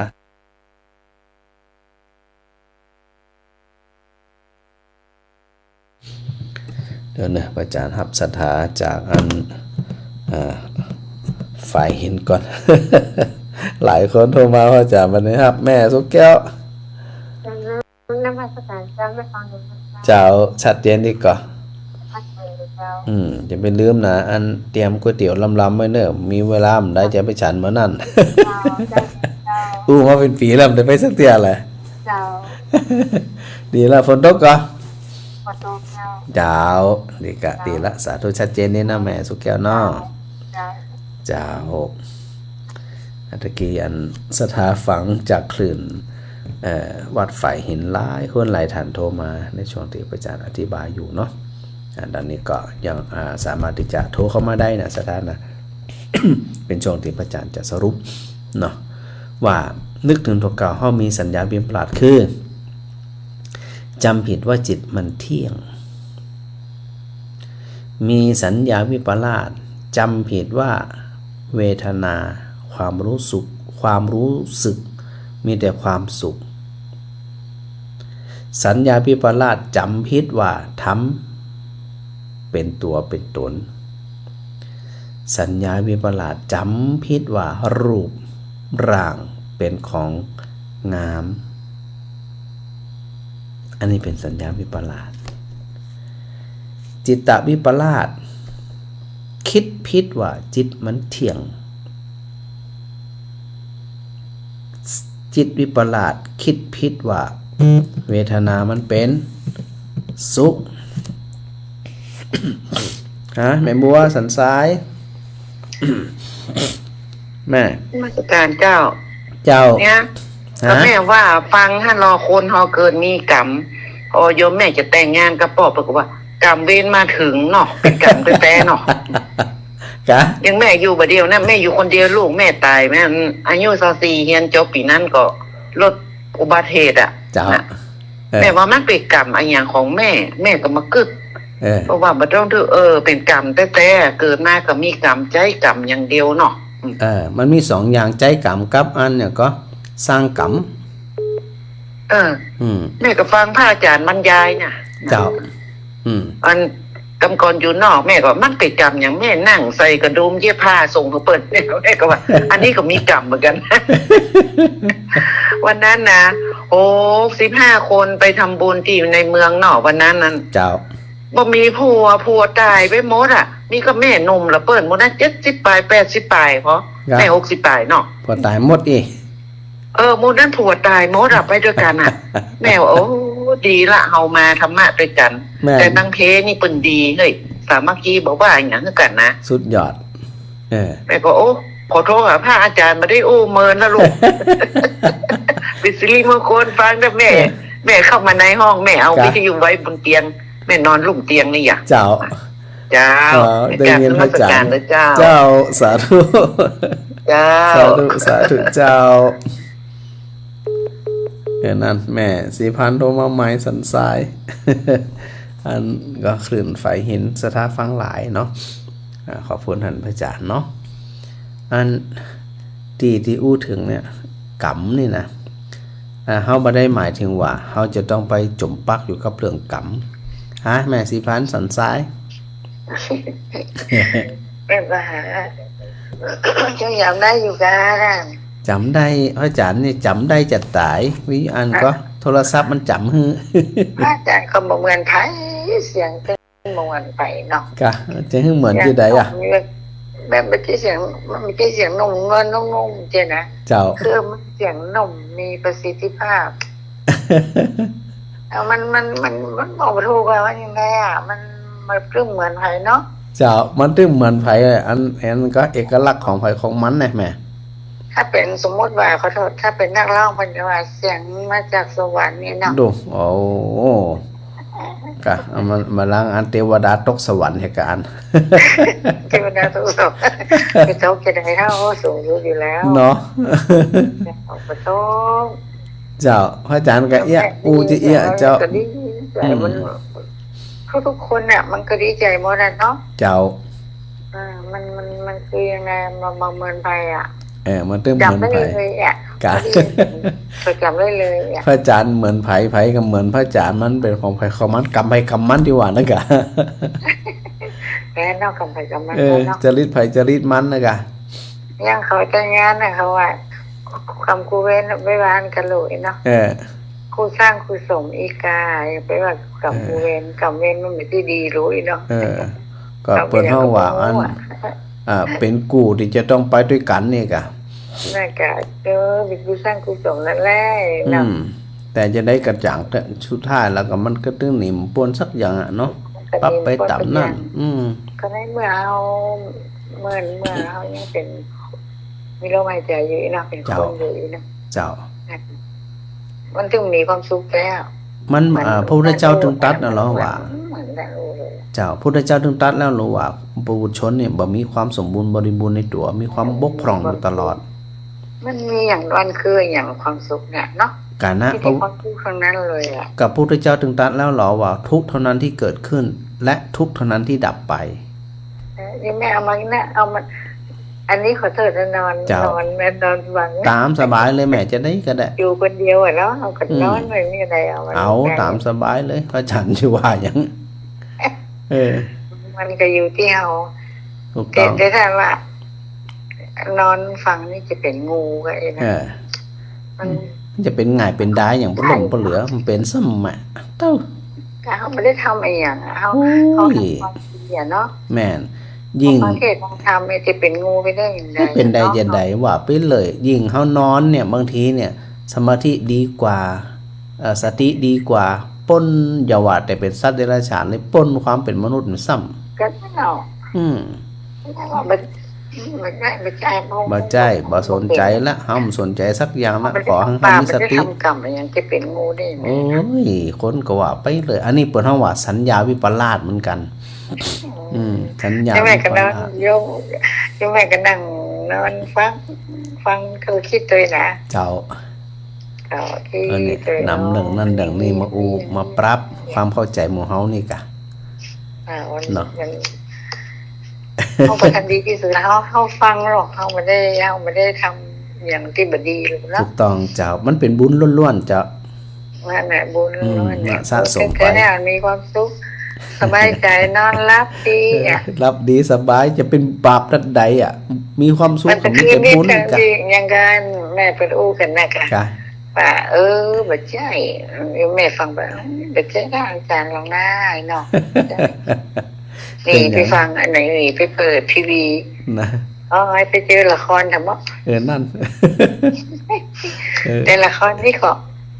บางอย่างมันก็ดีนะบางอย่างก็เหมือนธรรมะเนาะถ้าเฮาจริงๆทุกอย่างมันเป็นสภาพธรรมนึงนั่นแหละเจ้าถ้าเฮาเข้าใจได้คิดได้อย่างใดขออย่างเดียวจะไปสกเศร้าตัวจะไปสะใจตัวจะไปด่าตัวแจ้งตัวแค่นั้นน่ะเป็นแจ้งมาค่ะแม่นเพราะอันนั้นคือละครน่ะเป็นการแสดงนี่แหละเป็นไรฮะประเด็นนี้คือไม่ใช่ว่าด่ามาจ้างคือด่ามาจ้างนั่นนะแล้วก็ด่าจ้างเป็นก็ด่ามาจ้างนะดีละจะได้ก็ยังให้ก็ดีละสาธุก็คือเขาบอกว่ากับเขาถึงว่าเนาะเจ้าสาธุแม่สีพัน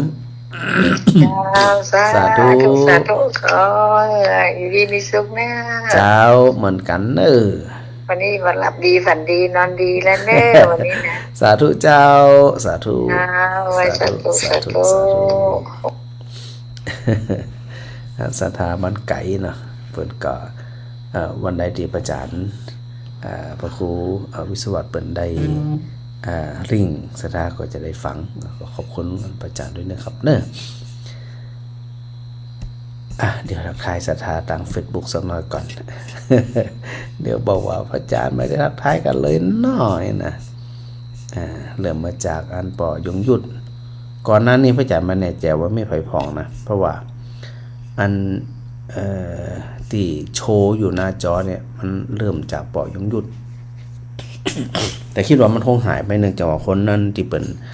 พิมพ์ข้อความมาในกล่องข้อความนี่นักเนาะศรัทธาเนาะพอมันนักแล้วเนี่ยแรกมันก็จะหายไปเพราะว่าพระอาจารย์ไปได้ตัดท้ายศรัทธาตั้งแต่เดิมเนาะก็เป็นอย่างนะถ้าพระอาจารย์มหันมันปัดไปทั้งหมดเลยเนี่ยสหาดึงปะเนาะปอยังหยุดนมัสการพระอาจารย์มาสาธุนะปออันสีคำมโนจิตแน่สาธุถุยหนาแม่อุ้ยน้องแฮกเกอร์สาธุเจ้าท่านสาธุตุยแม่กับสีขันแก้วนะไว้สาพระอาจารย์สาธุเนอแม่เพนกราบฟังน้อมนมัสการน้อมกราบพระอาจารย์มายมคำสุขโยธินนมัสการพระอาจารย์เจ้านะน้องเบนเทนครับผมเนี่ยสาธุนะแล้วก็แม่อัญชันวงจังเงินนะสาธุแม่บัวตองอินสุวรรณนมัสการพระอาจารย์ฟังอยู่เนอนะแม่กุลประณีตะคืนปะกันอยู่นะไปฟังสวดพระพิธรรมงานศพเนาะกับแม่ดงตะคืนนะแล้วก็แม่กองคำนันตาปลูกนะไว้สาพระอาจารย์สาธุโดยคุณยายสุ่มเจนจักนอนมาสการพระอาจารย์สาธุนะสิงกันแก้วนะกราบนมัสการพระอาจารย์สาธุครับนะสาธุโดยแม่พิสมัยเขื่อนคำแสนไว้สาพระอาจารย์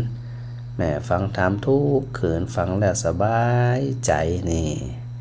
แม่อรพินรามบุตรนะไว้สาเจ้าหับฟังอยู่เนอ โยมปอนุพรัตน์บุญมานี่จากพระบาทสาธุโดยโยมต้อยชนิดานะทักทายกันมาตึงวันสาธุโดยเนอสถากรุงเทพ สุภาพวงเวียนคนบ้านแป้นฟังพระอาจารย์ทุกวันทักทายทุกวันสาธุโดยแม่สมนบุญนำมานาความไตนะสาธุโดยเนอแม่บุญยืนจันสุริยะนะแวะเวียนมาเยี่ยมเยือนพระอาจารย์สาธุโดยเนาะสาธุสวนพบบุญสาธุนะสวนเพิ่นก็ถึงสวนถึงอันอะไรก็แก้วตากะ เปิ่นก็ฟังพระอาจารย์ทุกคืนเนาะ จะได้ก็อันฟังแล้วก็จะไปลืมเอามาใจด้วยนะเอามาประพฤติปฏิบัติถ้าฟังแล้วถ้าเอามาใจก็เหมือนเรามียาดีมันย้อมกินนี่นะมันจะบรรจุในเรื่องของการตุกใจเขาได้เลยถ้าหากว่าเขาเอามาประพฤติปฏิบัติเนาะอันนี้ไงเมตตานะอันนั้นก็อันสวนพบบุญกับเมตตามุหุมสายเป็นกำลังใจเนอน้องวัชนะพระอาจารย์เดี๋ยวเนออะไรอย่าง2ดูลืมไปละลูก ในพิมพ์มันถูกจะมีเวลาพิมพ์มันนี่ น้องวัชนะทองคง2ลืมไปละนะขอใช้ก่อนทิ้งนะการนมัสการครับอาจารย์สาธุโดยธัญทิพย์ภูลศิลป์น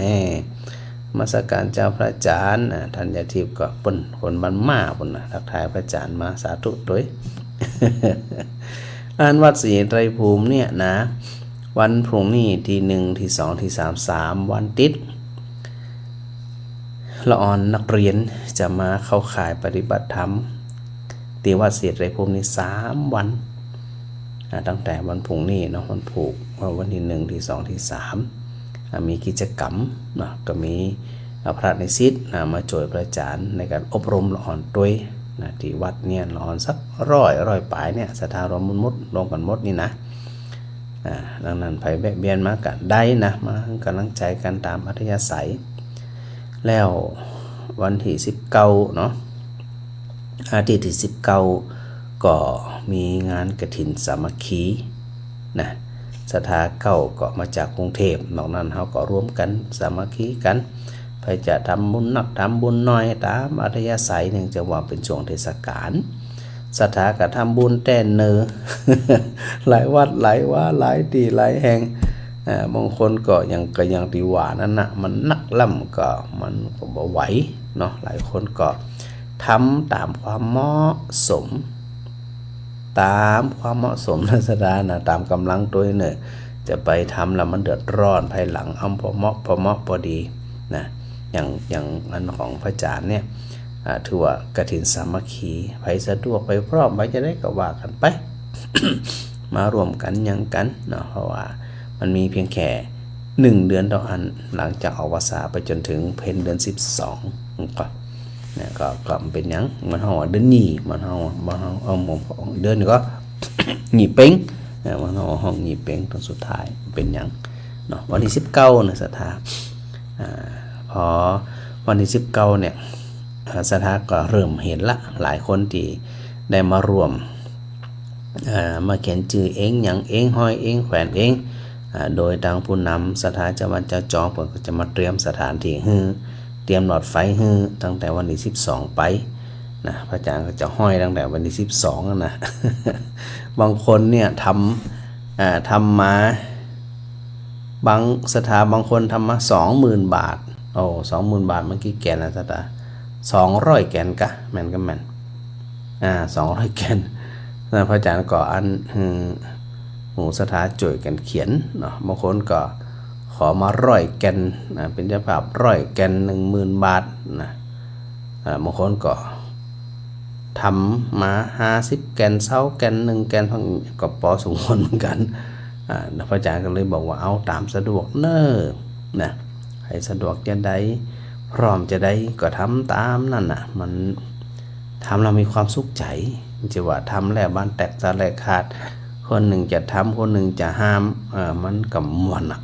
เขาก็ทำหมอกมันแบบพิจใจกันนะมันจะว่าทำแล้วพิจใจกัน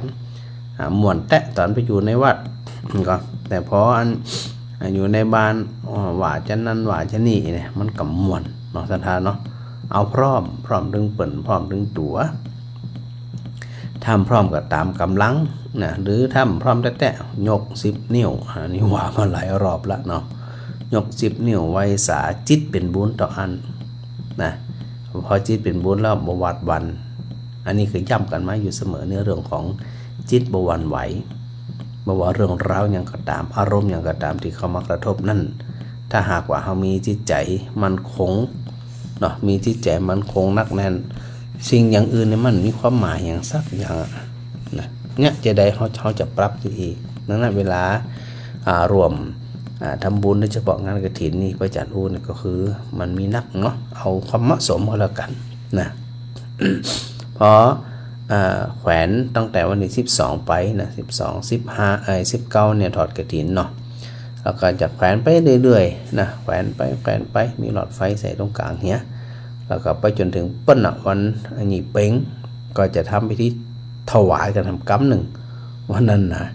สถานเจ้าบ้านเจ้าจองไผ่ที่สะดวกก็มาพระอาจารย์ว่านะมาเลยแล้วก็เดี๋ยวเราก็ทำกันทำกำหนึ่งพอเสร็จแล้วเราก็จะปล่อยทิ้งไว้จนปั้นปีใหม่มันสถานปีใหม่ก็คือเดือนมกราไปจนถึงเดือนมกราขึ้นปีใหม่พุ่นถึงจะเอาลงเนื่องจากว่ามันเป็นผ้าเนาะสถานเนาะผ้าทุเรศมันอยู่เมินเนี่ยแต่ถ้าเป็นกระดาษร่มเนี่ยมันกรอบลมตีกาฝนลงกาเนี่ยมันได้แตกหมดนะแต่อันนี้มันเป็นหยังจริงๆมันอยู่ได้หลายปีอยู่นะ2 ปี 3 ปี 4 ปีนะเดี๋ยวพระอาจารย์จะบอกคำว่าเขาจะรักษาไอ้สิ่งหมูเนี่ยในลักษณะแบบใดเนาะสตาร์คือมันเหมาะสมพระอาจารย์ก็จะมองในความเหมาะสมว่าถ้าสมมติเราทำไปแล้วอย่างไปแล้วเราจะเก็บรักษากันจะได้ในอนาคตในลักษณะใดรูปแบบใดเนาะสถานเนาะว่ากันไปตามนั้นดังนั้นก็เอาความเหมาะสมเอาสะดวกของสถานญาติโยมเหมือนกันนะไม่ต้องไปวิตกกังวลอย่างใดๆทั้งสิ้นทั้งสุขใจอย่างเดียวนะมันถ้าบัจจะอ่านเนี่ยเขาก็แย่เขาก็แย่กับชีวิตของเขายังมาตุกอยู่คนเดียวมันไปได้อย่างมันเรื่องอย่างนี้ดังนั้นพูดถึงอันจริงๆเรื่องกรรมเนี่ยเขาก็อู้ในวิสัยที่เขาพอจะเข้าใจได้ต่ออัน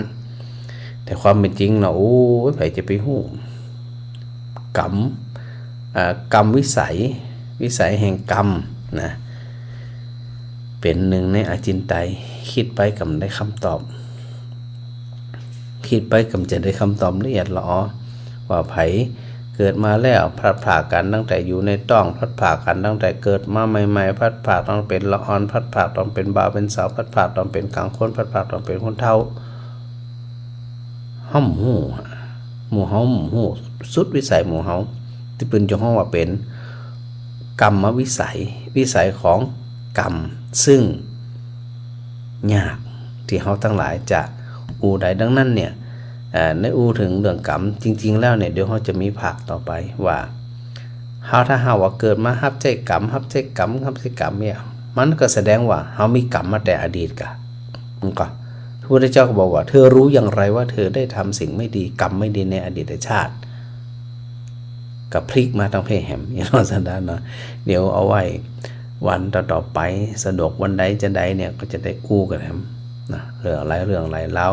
มียังกลับมาอู้เยะนะมารวมสนทนาสันดานจะไปลืมนะมี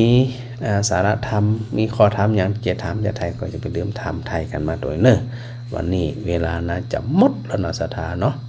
ปะกันใหม่ในวันต่อไปจะได้ก็ขอโมทนาศรัทธาที่ได้ฟังธรรมแล้วนำไปปฏิบัติจนก่อเกิดความสุขกายสุขใจสบายกายสบายใจนี่นะก็เอาไปประพฤติปฏิบัติกันแล้วก็กราบขอบพระคุณครูบาอาจารย์ทุกรูปเลยนะครับที่อันเป็นกำลังใจรับฟังกันมาโดยตลอดนะครับหลายรูปหลายตนเนาะวัดเจดีย์สาวนี่ก็มีหลายตนนะครับที่ฟังอยู่ปะ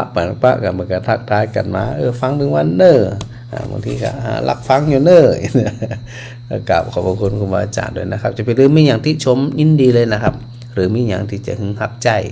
ประกาศบอกข่าวบุญอย่างต่างๆก็อาจจะไลน์มาก็ได้จะส่งเมสเซนเจอร์มาก็ได้หรือจะโทรมาก็ได้ครับยินดีครับนะครับเนาะถวายความเคารพครูบาอาจารย์ทุกรูปนะครับ